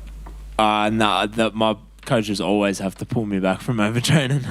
That's just I think if you're not getting pulled back from overtraining, you're not training hard enough. When they came to you with Jon, what did you make of the name that came across? Because he's obviously been in the UFC for like almost 10 years, if not more. So when John Madesi's name came across your table, what did you think? Yeah, super excited, man. Super excited, and a real honour to be sharing the cage with him. He's a G. He's a G in the sport. Tons of experience, tons of skill. So yeah, it was really one that made me go, whoa, fuck yeah. How do you see this fight playing out when you do watch tape on him? Because he's obviously well-rounded, but he's never had a submission win in his pro career. He's, I think, 14, 15 decisions, like 10 wins, 5 losses. So how do you think this fight will play out? I think it'll be him trying to frustrate me, to be honest. I think it'll be him trying to use his skill and his fight experience to frustrate me, lead me into traps. So we've been working hard. We've had some great kickboxers, great bodies in for this camp, and I'm really excited to show the levels that I've come up, especially in the striking department. And it's not often that a fighter that, like Jon, like he might not have the biggest name in terms of like the casual fans, but his coach is very famous. His coach is very respected in Firas Zahabi. So I'm not sure if you've ever fought one of his students at all, or when you look across the octagon, you see someone like Firas Zahabi looking back at you. Do you get any emotions off of that, considering all this tutelage that he's given? Not really now. I'd say like when I first broke into the organization, the UFC, it was. But I've like this is my 9th fight, so I'm pretty comfortable here now, and I know I belong here. So it's another day in the office, but we're just super focused on what we got to do. Jamie, you said after your last fight, you put a post on your Instagram and you basically said you learned a valuable lesson. I'm just wondering if you could elaborate on what that lesson was. Yeah. Valuable lesson learnt there. Like this sport, there is zero margin for error. You can't afford to become complacent in there, and that's exactly what I did. I was rushing the finish a little bit, and I just disrespected my opponent's power. That mistake won't be happening again, and again, like that's what we did this camp. We went back to the drawing board of fundamentals, not making mistakes, really just 100% focus in the training, in the sessions, and again, looking forward to going out and showing it. How nice is it to not have to travel to Vegas and to the States and Central Coast boy yourself? So how nice is it to get a fight in your home state? Oh mate, it's the fucking best. It's can't describe how good it is. It takes like half the stress off you on fight week. So and I'm feeling great. So yeah, looking forward to it. One last one. Can I get your official prediction for this fight on Sunday? I predict a 3rd round knockout. Jamie, when we last spoke to you, you were always talking about how you have to add new skills and find new ways of doing things. I was just wondering, heading into this fight, what, if anything, have you changed or added into your fight camp and preparation? Patience, I would say. Patience and understanding of our distance and our shot selection. That's been a big one this camp. But again, like we're working everything all the time, so it's a constant evolution. It's a constant getting better at the whole game, but that'll never change. So we're picking up new skills, and I think it's going to show this weekend. For sure. And last one from me, we're starting to see more and more cards, stacked with Australian talent. Do you think that Australia has finally sort of solidified itself as a breeding ground for top-tier international mixed martial artists? 100%. 100% it has. Like what we've had 3 champions from our neck of the woods, New Zealand and Australia, 2 currents, a pound for pound GOAT. And it's not just him. Like obviously, it's not just them 2 athletes. It's our whole country. The scene is just getting bigger and bigger. There's more and more fighters breaking through, and we come to fight. You know what I mean? We come to scrap. So that's always like we're in the biggest organization in the world. That's what people want to see. People want to see motherfuckers going out and doing it and getting after it, getting finishes. So that I think Aussies we hold ourselves proudly for that. Jamie, just over here, talking about that, and you mentioned you had a good amount of bodies in for your camp. I was wondering, who are some of the people you're training with from the scene? We had Benny Regan. He was probably my main sparring partner for this whole camp. He's a world champion kickboxer. Years and years and years of high level experience right there. So we had Edemar Tekshira, Michael Stanoff, and some of the Lions Den boys. So yeah, I had a really good camp, man. Really good camp with a lot of great bodies for John McDessie too. And I wanted to ask you about this. Someone I know you've trained with in the past, Justin Van Heeden. I was speaking to him the other day, and he told me a story about getting confused for you and people coming up to him and thinking that he is you and you are him. Has anything like that ever happened to you? No, not with Justin. That's man, that's an insult being compared to that guy. I'm kidding. But no, that hasn't happened. Fair enough. Thank you. Just down the front here, Jamie. So, like you said, you predicted round 3 knockout. Where do you see you going forward from that fight? What are the plans for you? I'm not looking ahead, to be honest. I never look ahead of my fights.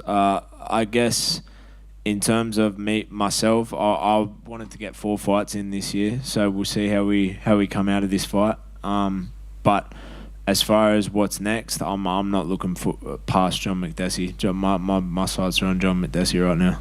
And just sort of, what are your predictions for the main event? What do you think that's going to end up? I'll predict it the same way that I predicted Izzy's last win with a 2nd round knockout. Thank you. Anything else? Okay, thank you.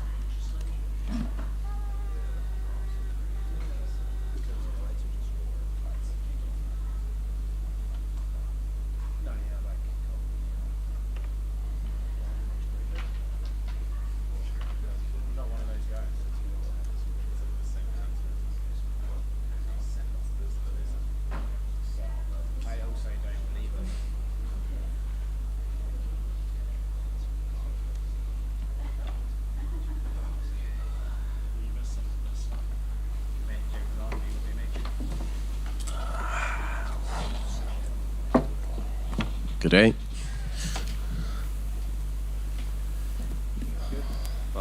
Well, down right here. I feel like every fight camp, when one of your teammates fights, they bring up your name all the time in terms of someone that helps them in camp, helps them, give them looks, especially Israel on the countdown of his last fight against Alex. You seem to be one of his main training partners. So now what's it like peaking with all of these guys too, and six of your teammates all fighting on the same card?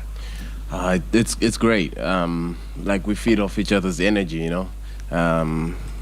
Like some days you just don't feel great, and you just feel a bit down, but you've got 5 more other people who, you know, supporting you and just encouraging you. So it really like that exciting atmosphere just got amplified like 6 times. And they also always say, like, you're better than your record. Like, yeah, you might have lost 2 in a row, but you're still one of the best strikers in this division. So I guess what do you want to showcase there on Sunday that maybe you weren't able to showcase in your previous 2 fights? Oh, that's it. I want to showcase my striking, just to show them I can stand with a lot of these guys. But also, I've been working on my grappling and my wrestling, so that's another thing I would like to showcase. Was the wrestling grappling specifically for this fight, or did you take away something from your previous fights that said, like, hey, I really need to focus on this? Yeah. I learned from my mistakes, you know, and I knew exactly what I needed to do. Like, for instance, me going to help Volk's camp. To be honest, I feel like he was the one helping me, because I went there and I was just doing what I do. I just did me. But I was picking his brain, and I mean, like, after watching what he did against Makhachev, I was just like, definitely that could help me a lot. So it was good. When they came to you with a name like Charlie, what did you make of? Did you watch any of his fights, and what do you make of his skill set? To be honest, it was one of those things. I wanted to focus more on myself. I know he's a great opponent. I mean, he's in the UFC for a good reason. So I didn't take that lightly, but I focus more on what I can do. You know, the last couple of fights I was too fixated on my opponents, like trying to see what they do and all those things. I just went back to my old ways, you know, trust my coaches because they see better than I do, and I just focus on myself. When you say that you were focusing on maybe what your opponents were doing rather than yourself, it's like, especially in your last fight with Orion, were you waiting for him to do stuff that maybe you were, and then when it didn't happen, you just kind of threw off your game? That's it, yeah. Just watching his previous fights and just the way he fought, I thought maybe he was going to do the same thing. But yeah, it didn't work out that way. And of course, I did quite a few mistakes, you know. I basically zigged when I should have zagged. So yeah, it was a good learning experience, but yeah, it was time for me to focus more on myself. And the last one for me, obviously your two other UFC fights were in Texas. How good does it feel to be, you know, not having to travel 20 miles across the world? Man, it's great. It's great. Just across, basically across the road, you know. Oh, so yeah, being close to home, got friends, family, and yeah, it's awesome. Yeah, cheers. Mike over here, just to your left. You mentioned to Jose about training with Volk and how much you learnt during that time in that training camp. What specifically was it that you learnt so much from Volk? A lot of it was the wrestling and the grappling aspect of things. Volk is great all around. So yeah, just little. This is the thing in this fighting game. Like, I don't need to be like the top wrestler, you know. I don't need to be a black belt in jiu-jitsu. I just need to be efficient. So just working on those kind of things, because at the end of the day, we start on our feet, right?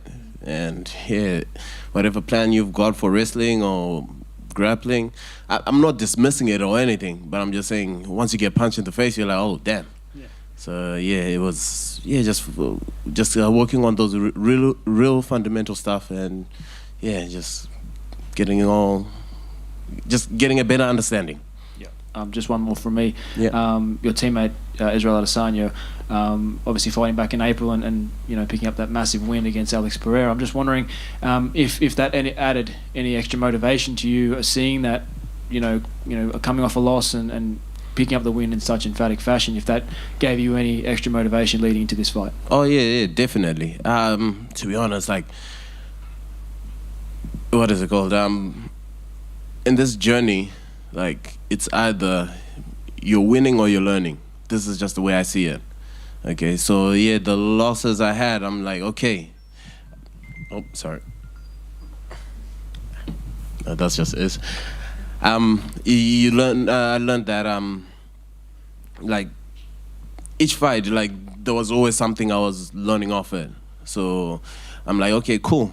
This is what I did wrong. This is what I need to fix. So.